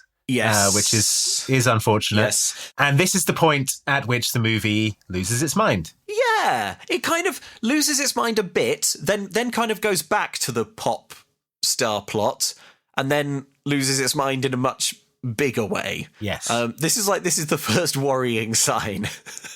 So Loretta uploads herself to the Japanese internet. So it's a super highway of logos and bits and bytes. She's in a big blank white space. The music is going bloop, bloop, bloop, bloop, bloop, bloop, bloop, to let you know that it's the internet. A big CGI hover truck nearly runs her over. A man inside, he honks at her. Yes. He says, "No pedestrian traffic. Get your butt out the info pipe." Yeah, he's like a mustachioed New Yorker type. He's like, "Hey, I'm driving here." Yeah. "Can you help me?" asks Loretta. "Sorry, my engine's already on a search," he says. So this is a search engine, do you see? That he's driving. Yes. Already you're looking at your watch and wondering how much more of this scene there is. Of these funny observations about what if of this like sub SNL sketch of what if the internet was a real place. What if a search engine and the Wasn't engine... this like a Chappelle Show sketch in like 2001 or something? I feel like it's got that vibe to it. Yeah. So the driver says, "All right, get in." They zoom off into the sky, which again is just a sort of like torrent of like logos, of, like icons, and yeah. "What are you looking for?" he says. "A way out." Then he pulls down a little periscope in the cabin and starts searching for way out. "Way out west, way out on a limb," he says. Seems there are too many search results. Then a pop-up ad appears in front of him. Circus music starts playing. A hologram of a man offering low mortgage rates appears. Sidebar: don't use circus music for your mortgage ad. is my advice. We've got low rates. Mortgage. I don't know. Kind of seems like you're a bunch of clowns because of the music. So he dismisses this ad and makes a wry observation about how pop-up ads are irritating. Yeah. Then, "What's that over there?" says Loretta, gesturing to a kind of black hole vortex. It's like a cyclone of icons. Yeah, every flying logo is being sucked into it. "A server," says the driver of the search engine. "A pretty big one by the looks of it." This is nothing. Loretta jumps out of the search engine truck into this Japanese internet server. Yeah, we're about, just to let you know, we're about like a third of the way through describing what Loretta does inside the internet. Inside the Japanese internet. Yeah. So she falls into this big vortex. She lands in a blue space full of CGI mannequins with mail carts. Yeah. She goes and picks up a letter from one of the mail carts. It's an email. "Email," she says. "I can attach myself to an email. I just need to find the right one." In brackets, my note here is, what? Yeah, I know. Same. I just need to find the right email. The right email. She taps one of these I just need to Zentai find figures. an email that's going to Japan. This going to someone I know. She asks if this is all sorted alphabetically or by domain. Virus alert, shouts the figure. An alarm goes off. And then some pixelated dogs run at her. These red PlayStation 1 dogs spawn in and start chasing her, going woof woof. Yeah, the dogs from Resident Evil 1. Yeah. Jump through the window. She flees and a door opens in front of her. I can no longer remember what this film was before Loretta went into the internet. Yeah. She goes through this portal into a blank white space. A featureless void. It does the Matrix guns thing, only with little ticket booths instead of gun racks. Yes, each one they all swoop in. Each one is a little booth.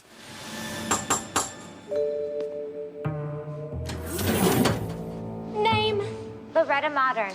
I need to find... Do you have an email address? Yeah.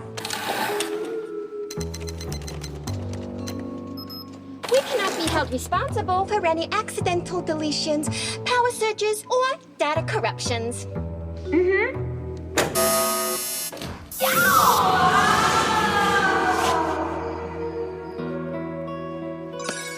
have a new message. Samantha, help me. What?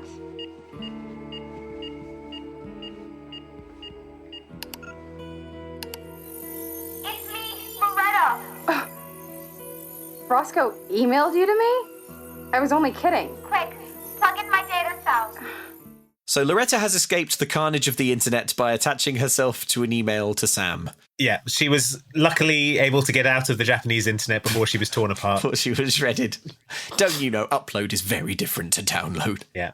You got to be careful on the Japanese internet. So Samantha puts her in the cylinder.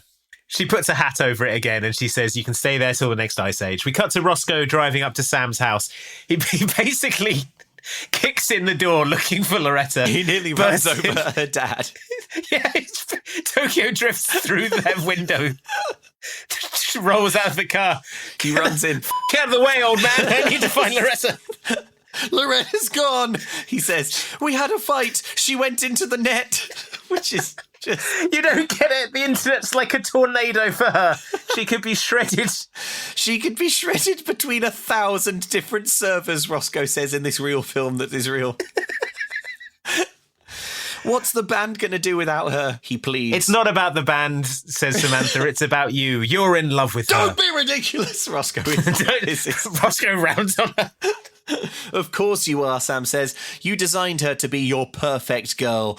But you know what, Roscoe? She's not real. Roscoe thinks about this for a second and then says, what is real anyway? Hey, good point. Good point, Roscoe. Samantha. Me, I'm real, says Samantha, and I'm right here, the world's most patient woman. I've always been right here, Roscoe, she says. Roscoe at this point is like looking off around, looking for Loretta. Yeah. He's not even making eye contact. Is Loretta behind you? Is Loretta in your garden? Oh, God. And then she kisses him because this movie... Yeah, is awful. Is awful. And so after the kiss, Roscoe says, Sam, I... ... He can't finish the sentence. She scans his eyes for any kind of feeling. There's nothing there. I've got her, she says, utterly defeated. Yeah, Sam does a big sigh and says, I have Loretta. So she's okay, Roscoe says. Yeah. They go into her room and Roscoe cradles her tube. This is another amazing bit of Leah Pipes acting. Yeah, right. I just want to call out this scene where she like scans his eyes, realises there's absolutely nothing there. Yeah. And she's just like, I've got her, she's fine. I have her. It's so good. She gives Roscoe the pipe and says, I'll leave you two alone. I wouldn't in my bedroom. Yeah, not in your house. Yeah. Go back to your house and do it, please. Yeah. So, whatever it is that's going to happen. So back at home, Roscoe says to his dad, they're at the dinner table, of course. You better believe he's eating weirdly. You better believe, Dad. You better believe he's plucking bits of food out of his mouth with his fingers. Roscoe says, Dad, do you remember the last thing that Susan said to you? So he's like, well, Susan, you know, your ex-girlfriend. Oh, yeah, I haven't thought about her in ages, he says. She said, I hope you like eating alone. He provably does. Yeah, he can eat as weird as he wants. I think what Susan said is, I see you like eating alone. And because of that, because of the particular way that you eat alone, I'm leaving. I'm leaving now. Yeah. And he says, hey, I'm not alone. I've got you, my business partner. And then Roscoe says, I was just wondering why you never got married again. Dad says, I guess I was looking for something I never quite found. Perfection. I always believed in the perfect match. Someone out there who would be my perfect match. We'd complete each other. But we never found each other. And then he picks up a crystal goblet. It's like Dracula. He starts monologuing about the perfection of this crystal goblet. Starts monologuing about what is a man? A miserable pile of secrets. Starts monologuing about how the steward of Gondor has indeed guarded Minas Tirith in a perfectly satisfactory way. Next to him, Brad Dourif is writhing and insinuating. So he says, perfection's a funny thing. Look, it's beautiful. Silicon's amazing, isn't it? You can mold it into glass or computer chips, but you know what? It's not alive. The more time you spend trying to find that kind of perfection in people, the more meals you will eat alone. Roscoe smiles, having absorbed the lesson that people aren't perfect. Try and date alive people. I don't know exactly what. Stop having sex with holograms. Please. Or just try to cut down. But on the one hand, the movie's like, but you know what? Humans are not perfect, but damn it, they're alive, and you should date things that are alive. But then the movie's also being like, Loretta is alive, though. In every meaningful way, she's sentient. She's like trying to create her own art. She has feelings. She's rebelling against her creator. Yeah, and also this lesson is being given by the dad, who is like, I've come to realize that you can't always find perfection. And, you know, if you constantly seek it, then you'll eat lots of dinners alone. Anyway, leave me to my dinner alone. Leave me alone. It's sailing under the radar because Roscoe is so heinous. But but he is a real bad decom dad. I think most exemplified in this scene, by the way, he says, I'm not alone, I've got you, my business partner. Because that's how he sees Roscoe, his son. Yeah, I think you're right. We're giving him a bit more of a pass than we normally would because his son is such a weapons-grade arsehole. Yeah, definitely. Because he seems like a worse decom dad if they're being bad decom dads to nice decom characters. Yeah, you're right. So later in his room... Oh, God. Roscoe is in his room. Loretta is watching, I think it's Antony and Cleopatra it's on that TV. or like Lawrence of Arabia or something. Yeah. She's... anyway, the characters on screen touch each other. And she says, what's it like to feel? What's it like to touch? Yep. Roscoe tries to explain. Close your eyes, he says. Imagine a dance floor. You and your partner are dancing to the beat. It changes. It slows down to a ballad. He touches your hair. It feels like a violin gently playing. You touch his cheek. It feels like a flute holding a single quavering note. A single quavering note high above the rest. He hisses. You put your arms around each other and begin to dance. At this point, Roscoe is doing quite heavy breathing. The embrace feels like a cello, he says. Now, harmonizing with the violin. Now, open your eyes. Loretta He opens is her right eyes to see that Roscoe is one millimeter away from her. And he tenderly strokes her holographic cheek. Fully nude. He touches her holographic cheek and it sort of sparkles and glitches. He says, you feel that? And she says, no. And he's like, oh yeah, me either. Oh yeah, I forgot. Oh, yeah. She says, no, I can't feel anything, which you'll remember because of my holographic nature. Because I'm a hologram. Yeah, he says, that's okay, me neither. And then he says, guess you and I never will. So that's cool. Very cool. So now another montage. In the montage, we see Roscoe watching clips of Sam, like old video archive footage he has of her. Yes, yeah. It's like an obituary video. Yeah, we see Sam watching in her room. She's watching clips of Loretta on TV. Because remember, at this point, it's not really been mentioned, but the band is like globally famous. Yes. So we see Sam watching clips of the band on TV, watching Loretta, perform and be a star. Sam eventually stands up and reluctantly starts to imitate Loretta's dancing. She stumbles. Of course, she falls over and hurts herself immediately. Bad idea. It's impossible to jig around. Yeah. Unless you're a hologram. Cut to Harsh Tone Records. Dad shows up. Roscoe is here already. They're meeting the president of the record company. He's in there with Dad's boss right now. Dad is very nervous. Loretta is... It's implied that the dad won't stop nervous shitting. He has a throwaway line that implies he keeps having to run to the toilet to have diarrhea. Loretta is looking at Daryl's platinum album for unnamed debut album. Yeah. He looks so mean, Loretta observes. All image, says D-Fib. He's just sort of appeared behind them. He says, see this album? It went double platinum, but I barely made a penny for it. That's not right, says Roscoe, who suddenly has a moral compass. Says D-Fib, every artist has a choice, and I chose to sign. Get screwed over or don't do the thing you like. Gee, I'm glad I don't have to worry about money, says Loretta problematically. Yes, well, says D-Fib, the bosses would actually rather Loretta isn't in this meeting. Yeah. So Loretta has to sort of go down into her tube. Yeah, for this meeting with Mr. Giles. We cut to the meeting. This Mr. Giles is Chris Morris's character from the IT crowd. Yes, exactly that. Yeah. Slick back hair and pinstripe suits. Yeah. Your hologram has revolutionized the music biz, he says. Yep. Max's mum is there too, the Skygraph head. They're heading into a partnership with Harsh Tone, and Dad is going to be spearheading their new holographic performer division. Yay. You and your son have revolutionized the music industry. You've given it new life. Loretta Monon's on her way to being a household name. Skygraph's entering into a partnership with Harsh Tone, Xander. With you spearheading the new division. I don't know what to say. We will corner the market on holographic performers. You don't have to pay them, you don't have to feed them, and when they're not on stage, you can put them away. That's the kind of performer I like. How are the holograms going to feel about that? You're a funny kid. Roscoe, I'm giving you and your father free creative reign to develop new holographic personalities. In the meantime, we'll exploit the one we've got. Well, what do you mean, the one you've got? We purchased Loretta from Skygraph. No. They can't just buy her. Well, they purchase computer programs all the time. Yeah, it looks like they bought you, too. Roscoe, I know Loretta might seem like an individual, but she's not. Then what is she? Property. And now she's my property. So Roscoe is outraged at this objectification of his woman. The head of Skygraph goes on to say we have the ability to create Lorettas of every ethnicity. Asian, African, American, Hispanic. We'll mold Loretta into whatever we want her to be. Yep, the 4 ethnicities. Yeah. As this is going on, we see the dad's face sort of fall. Roscoe, meanwhile, looks absolutely crushed. Not because I think of the horror of what's unfolding here, but because he's losing legal control of his sex hologram. His sex hologram. And there's a lot of incriminating data on that thing. At least give him an hour to delete some stuff. I need to remove some stuff from the data set. So Dad hesitates and says, we can do all of that. He's saying this to everyone in the meeting now, but just because we can doesn't mean we should.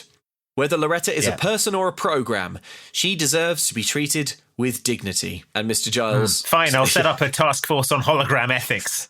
Please take the data cell, Daryl. And Daryl does forcibly take it from Roscoe. Then security... He has a little crisis of conscience. Yeah. He says he's sorry about it. Yeah. So, he does. But security is called, and the dad and Roscoe are kicked out. Driving home, Dad says, you created Loretta. We won't let them do this to you. Or her.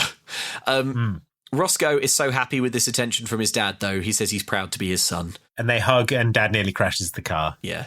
Back at Harsh Tone. Harsh Stone.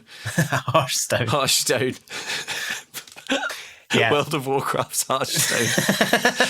Defib fires up Loretta. You have a decision to make, he says to the hologram. You can stay here and perform, but Harsh Tone will own you, and you'll have to perform when they tell you. But all I want to do is perform, says Loretta. Then maybe this is where you belong, he says. But on the other hand, and then he takes out a giant Nokia phone. She looks at it and says, you're handheld with wireless web, he says. So good. With wireless I web. uploaded once, she says. The choice is yours, he says. And then Mr. Giles comes back into the room, I think from the toilet. Yeah, he's been nervous as well. To find a note from Defib. It says, I have decided to free myself from you and Harsh Tone Records. I believe our friend Loretta Modern has done the same. And we cut to Defib cruising away in his sports car, looking happy and free and rich. Laughing to himself. I don't know why he's such an elevated character in this movie now. Yeah, he's suddenly this complete 180-degree personality shift. Yeah, and now he's a brave hero. Yeah, we cut to Loretta in the Japanese internet. Uh-oh. The search engine shows up. Where to, he says. Anywhere but here, she says, and they tear off. What is going on, I've written. Yeah, okay, from now on, nothing is anything. Yeah. We'll just say what happens. Yeah, so we cut to Roscoe arriving at a club. He marches up. The band are there with Defib. Roscoe walks up to Defib and shoves him to the ground and starts yelling at him. He says, this guy's a lying, self-serving, arrogant ball of slime. He doesn't know, says Defib. Then Defib drops the bombshell. I resigned from Harsh Tone to start my own recording company, and Loretta escaped into the web. But what about the concert, says Roscoe. And Cindy, always ready to quit the Zettabyte, says there will be no concert. Yeah. Because we don't have a lead singer. But wait, Sam has an idea. I've written here, great, she's going to find the confidence to have the stage presence she needs. The audience will like her for what she is. That's the real message of this film. Yeah, and the film can end here. Nope. We cut to the band performing with Samantha dressed up like Loretta. So Samantha is in disguise. I was for sure she was like, I've got an idea. We'll play like we used to, and people will appreciate our songs for the craft and the fact that we wrote these songs and they mean something to us. Yeah, the fact that it's original, the fact that it came from us, humans, and they'll like that. No. Cut to her dressed as Loretta. Bear in mind, Loretta is now extremely famous. Everyone here knows who they're here to see. Yeah. Like, it'd be like if you went to see Blur and Damon Albarn wasn't there, but then out came Alex James in a sort of Damon Albarn wig. Yeah. Going like, all right, hello, it's me, Damon. Hey, apart life. Yeah. You go to the Eras tour and Travis Kelce comes out in a blonde wig. And you're like, Travis, we know it's you. We know who you are. So, also the guitarist is now Samantha's mum. Oh yeah, okay, that's right. So there's now a 55-year-old woman playing guitar in this band for some reason. We got right to the cut. Yeah. So Sam is wearing a Loretta wig and pretending to be Loretta, and now Sam's mum is filling in on guitar. I imagine being sick in her mouth at what her daughter is going through. But everyone is loving it. They don't know. Yeah, it's not... Samantha is doing a load of dancing. She's trying to dance like Loretta. She tries to do a cartwheel. It goes slow motion. She falls backwards off the stage. No one catches her, and she dies. She's unresponsive on the floor of the club. It's real. She's died. She fell off the stage and died. What happens? Tell me this, Andy. What happens when the lead singer of a popular band jumps off of the stage? People catch them and carry them around. It's called crowd surfing. Famously, you're caught and carried around.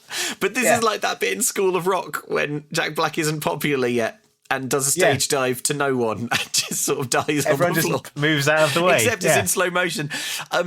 So she hits the floor, she smashes into the floor. We see Samantha's wig hit the floor in slow motion. This is regrettably so funny. It's so funny. The music it's like a shot in a documentary or something. It's like the sad slow motion wig hitting the ground. The music has gone like Ace Attorney. It's like dun dun dun dun dun dun dun dun dun. So Roscoe runs up, sort of like trying to revive Sam, but she's completely unresponsive. Her mum is sobbing, and we fade to an ad break. We go to black for the ad break. We come back from the ad break, and Sam is in a coma. Oh God! She's in a coma from backflipping off the stage. She can't. She tried to be Loretta, and immediately sucked in his own so hard. It was so hard to be Loretta that she died. She managed to be Loretta for about 20 seconds. And then in front of her mother filling in on guitar, she cartwheeled off the stage and died. Cracked her head clean in two. Dashed her brains all over the floor of... And is now in a the ear splitter. And is now in a coma. So she's hooked up to all sorts of monitors and stuff. There are two options if you're the front person of a band. You can stand there motionless, playing the song, or you can attempt to dance, but be warned, you'll probably fall off the stage and die. It's very dangerous. Oh my God. So Sam's hooked up to all sorts of bleeping monitors. It's to life support because she fell off the stage. She cartwheeled off the stage and died. She cartwheeled off the stage and died. Tried to imitate Loretta the Perfect Hologram. So, she tried to do the perfect cartwheel that went off the stage. She tried to be the perfect front woman. Died. Roscoe paces the hall outside her room anxiously. Yeah. The Zettabytes are also there. His computer beeps. But then suddenly... an email, bleep, it says, "Hi, Roscoe, download me." He goes into the hallway and downloads the email. It's Loretta, I guess. Yeah. I guess this hospital has good Wi-Fi, or Loretta's file size is small. Yeah. But he downloads her. She's been in Japan club hopping. What was projecting her? I don't know. She was 6,000 miles away from the cylinder and Roscoe's laptop. Echolocation. Don't think about it. How is she captured on film now? Roscoe shows her into Samantha's deathbed room. What happened? Loretta asks. She tried to be you. That's what happened, says Samantha's mother through a mask of tears. She cartwheeled off the stage and died.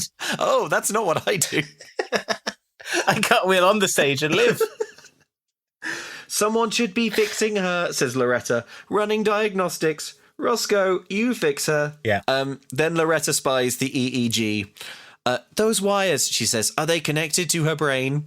And she reaches out for it. Loretta, no! It's not a computer, says Roscoe. If you go in there, you can't come out. This is so choice. I've got a question mark in brackets here. What? The thing that I love about this is that Loretta just starts sort of impassively reaching for the EEG that's keeping Sam alive, and Roscoe's like, no, don't! And you think the next thing he's going to say is, you could kill Sam if you mess around with that. But he says, no, don't.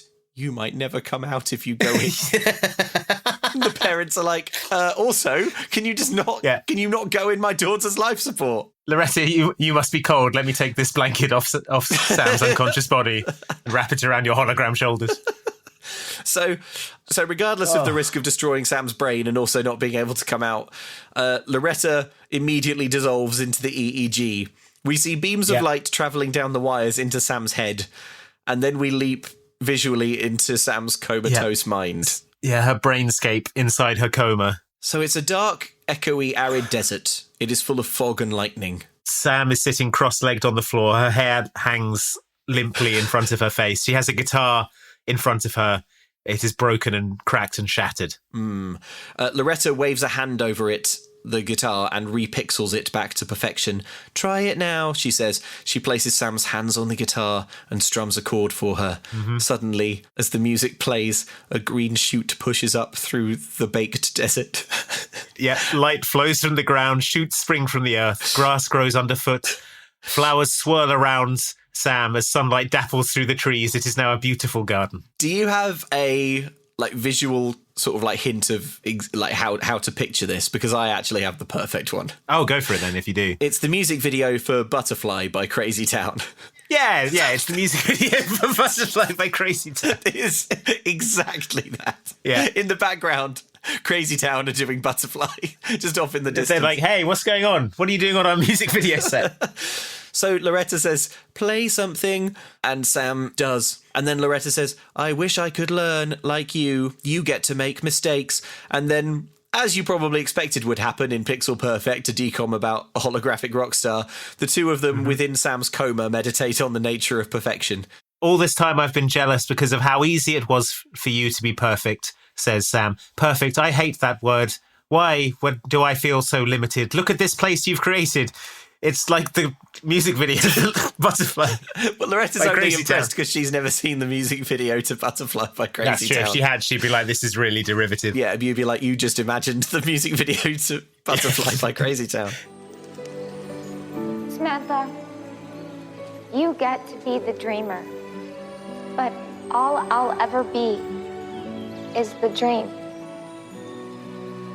I never thought of it that way.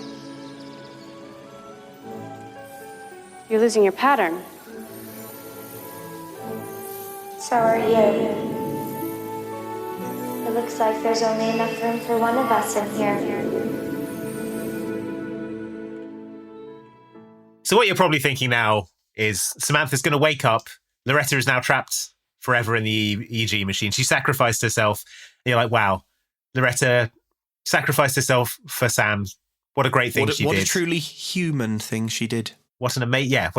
She really truly understood self-sacrifice in that moment, and I think that's the most human thing someone could ever do. But what actually happens, Andy? What actually happens is that Sam wakes up, looks at Roscoe, touches his face, and then Roscoe says, Loretta?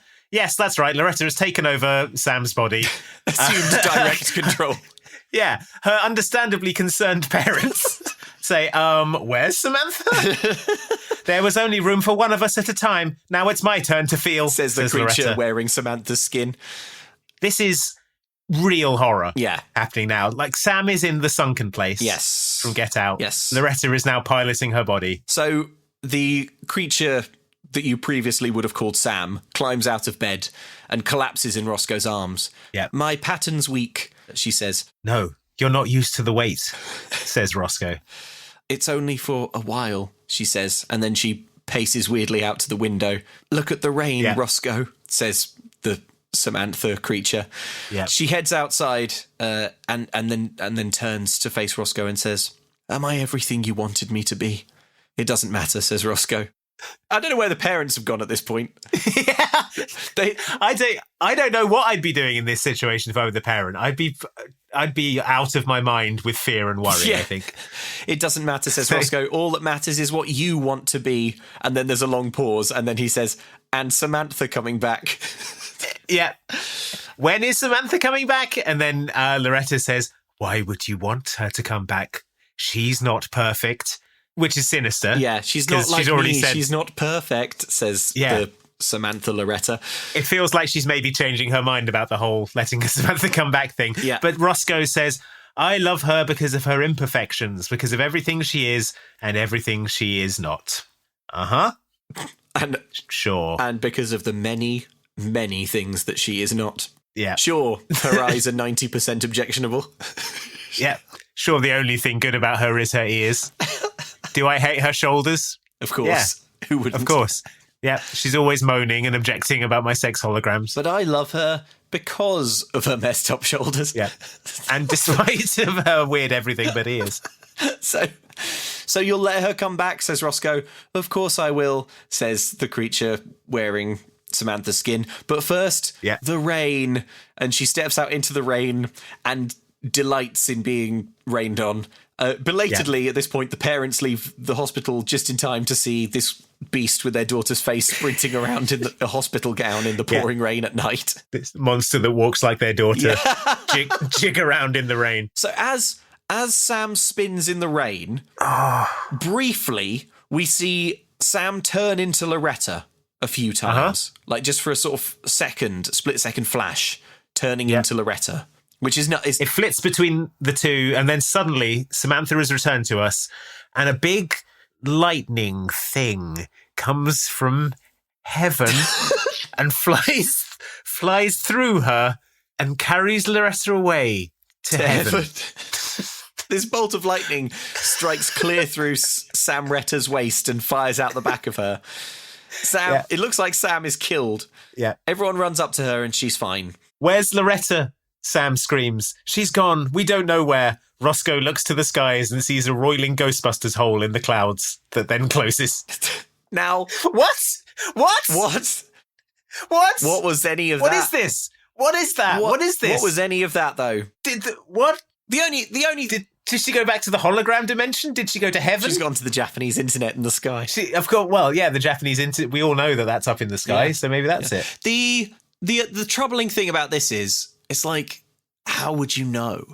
If I was Loretta and I decided to take control of Sam so that I could feel and experience being alive, what I would do is strangle everyone in the room. Well, I'd be sort of like, struck by lightning. Then I'd wait for everyone to rush over. Then I'd go, Loretta, where's Loretta? Where's Loretta? Is Loretta okay? She saved me, Sam. Me, Sam. That's me, Sam. But like, there's definite. I think this is still Loretta. That's my. Oh yeah. Yeah. For sure.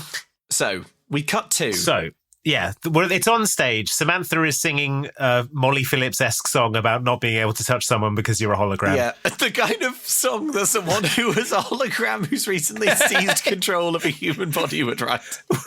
Yeah, exactly. Yeah, it's weird, Sam. You used to write all of these catchy pop punk songs that were quite relatable, but now it all seems to be recycled Smash Mouth lyrics. Yes, that is strange. Your new song, Ha Ha, I'm a hologram and I'm piloting the body of Samantha, brackets till the break of dawn. It's quite a departure from your usual. Help me, it's Samantha. I can only express myself through lyrics. Kill this beast and end us both. Brackets till the break of dawn. Please let me. Please cartwheel off the stage and let me die. D-Fib is watching all this from the crowd, sort of nodding sagely. Yeah. The lyrics are just there's no difference between the teardrops and the rain. I've just written Christ. Touching is not the only way to feel, sings Sam. There are about 10 instruments on this track that aren't on stage. Whatever. Yeah. Moxley's watching this. Now that's what I'm talking about, he says, having gone through some kind of arc off camera. Afterwards, Roscoe says, Good show. Sam says, oh, I don't know. I think I sang a bit flat. Roscoe says, no, it sounded great to me. No, of course he doesn't. He says, what do you want? Perfection? Yeah, well, of course you were flat, but yeah, you're not a perfect hologram. Yeah, of course. And you know what? I love you because you sing bad and flat. You're flat and you're weird, everything. No one was listening to your flat singing. They were all distracted by your messed up shoulders. By your weird shoulders. I mean, what's going on there? So why are they like that? So Sam... He kisses her. Yeah. He says, you sound great just the way you are. And she says, well, Rachel's harmonies helped me out. Rachel says, oh, it wasn't me. I wasn't doing harmonies. I thought it was Cindy. Cindy? Cindy's like, no. Cindy says, I just played the drums. Then who was singing harmony? Suddenly, Loretta's ghost? Force ghost appears in the dust of the theatre and smiles. Roscoe sees it. She disappears. What is it? Asks Samantha. I think the Zetabytes have a guardian angel, he says. Come on. They leave hand in hand. What the f***? The end. Credits. Okay. What the f***? What was that? What? The movie begins by stretching credulity with this hard light hologram stuff. Yeah. But by the midpoint, you're like, all right, I'll go with it.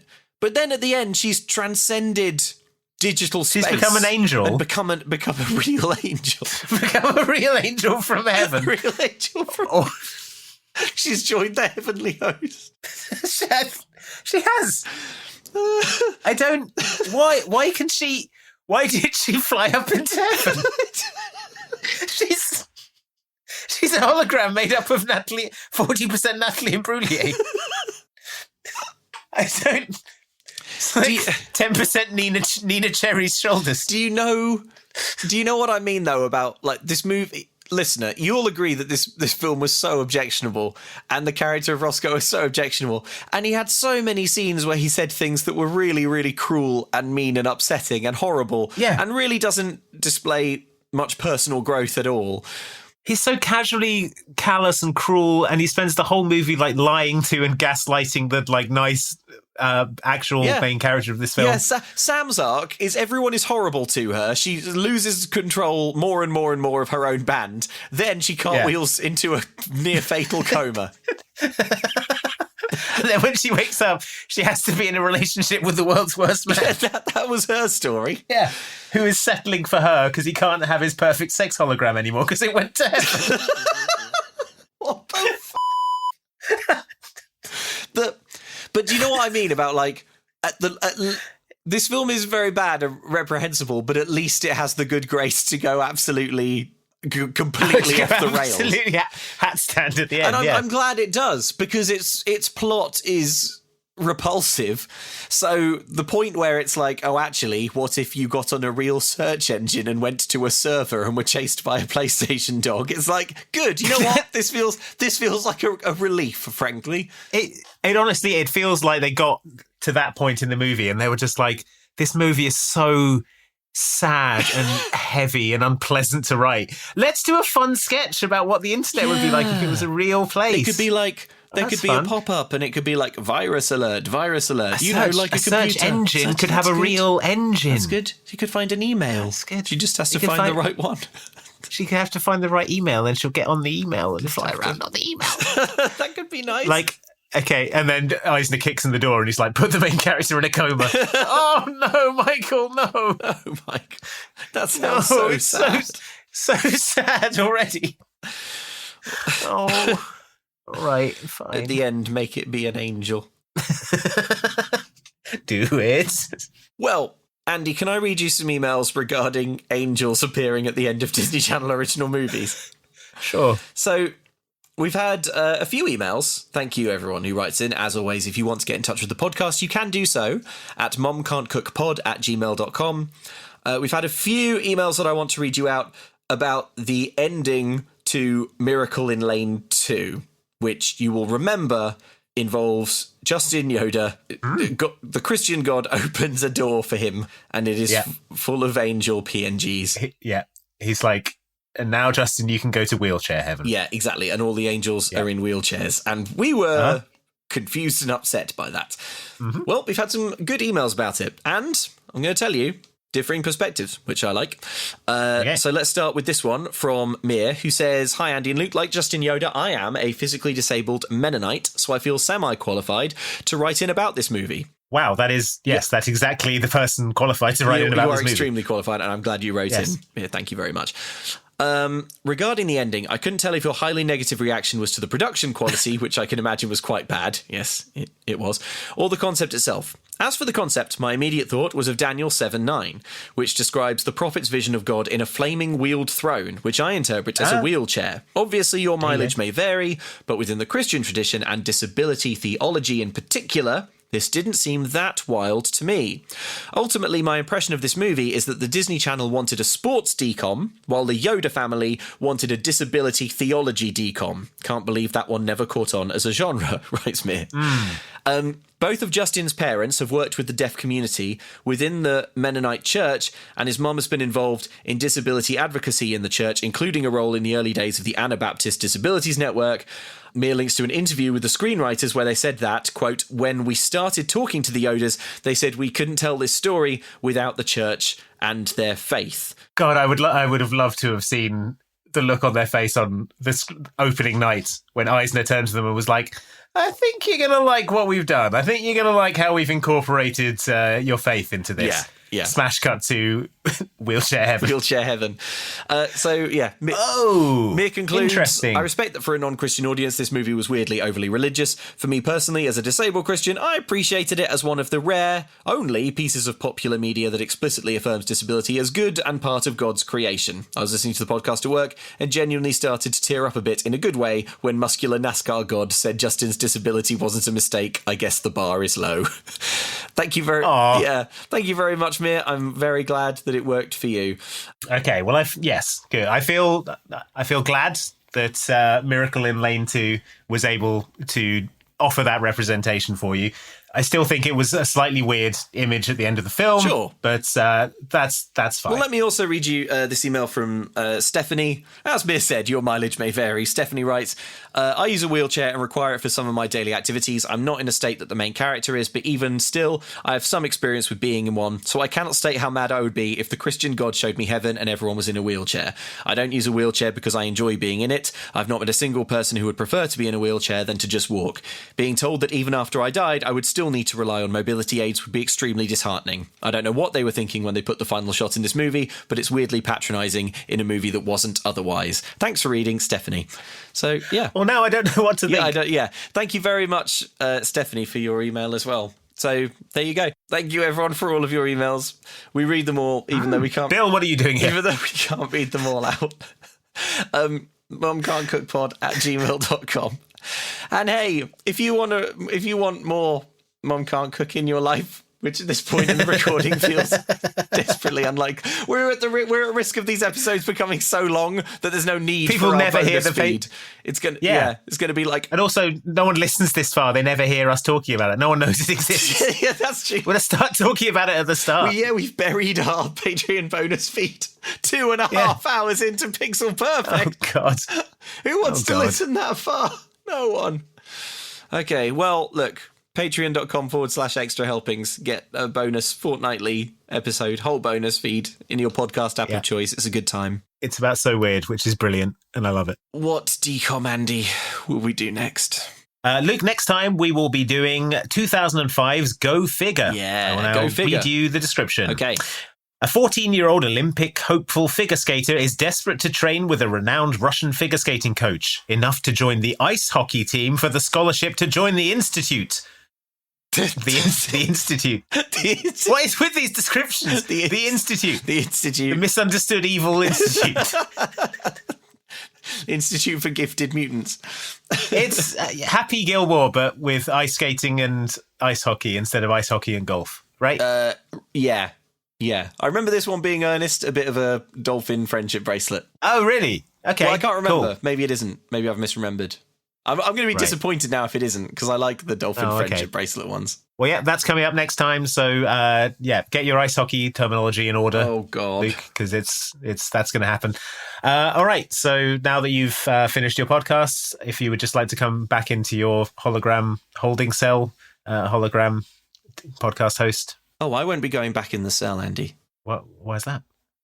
That's where you live. That's where you belong. Yes, well, you might think that, but I have another appointment. A portal to the Japanese internet opens. Oh my god, he'll be torn apart. You can't go into the Japanese internet. Get back out here. What are you doing in there? As the Japanese say, ciao. Oh my god, he's already fluent.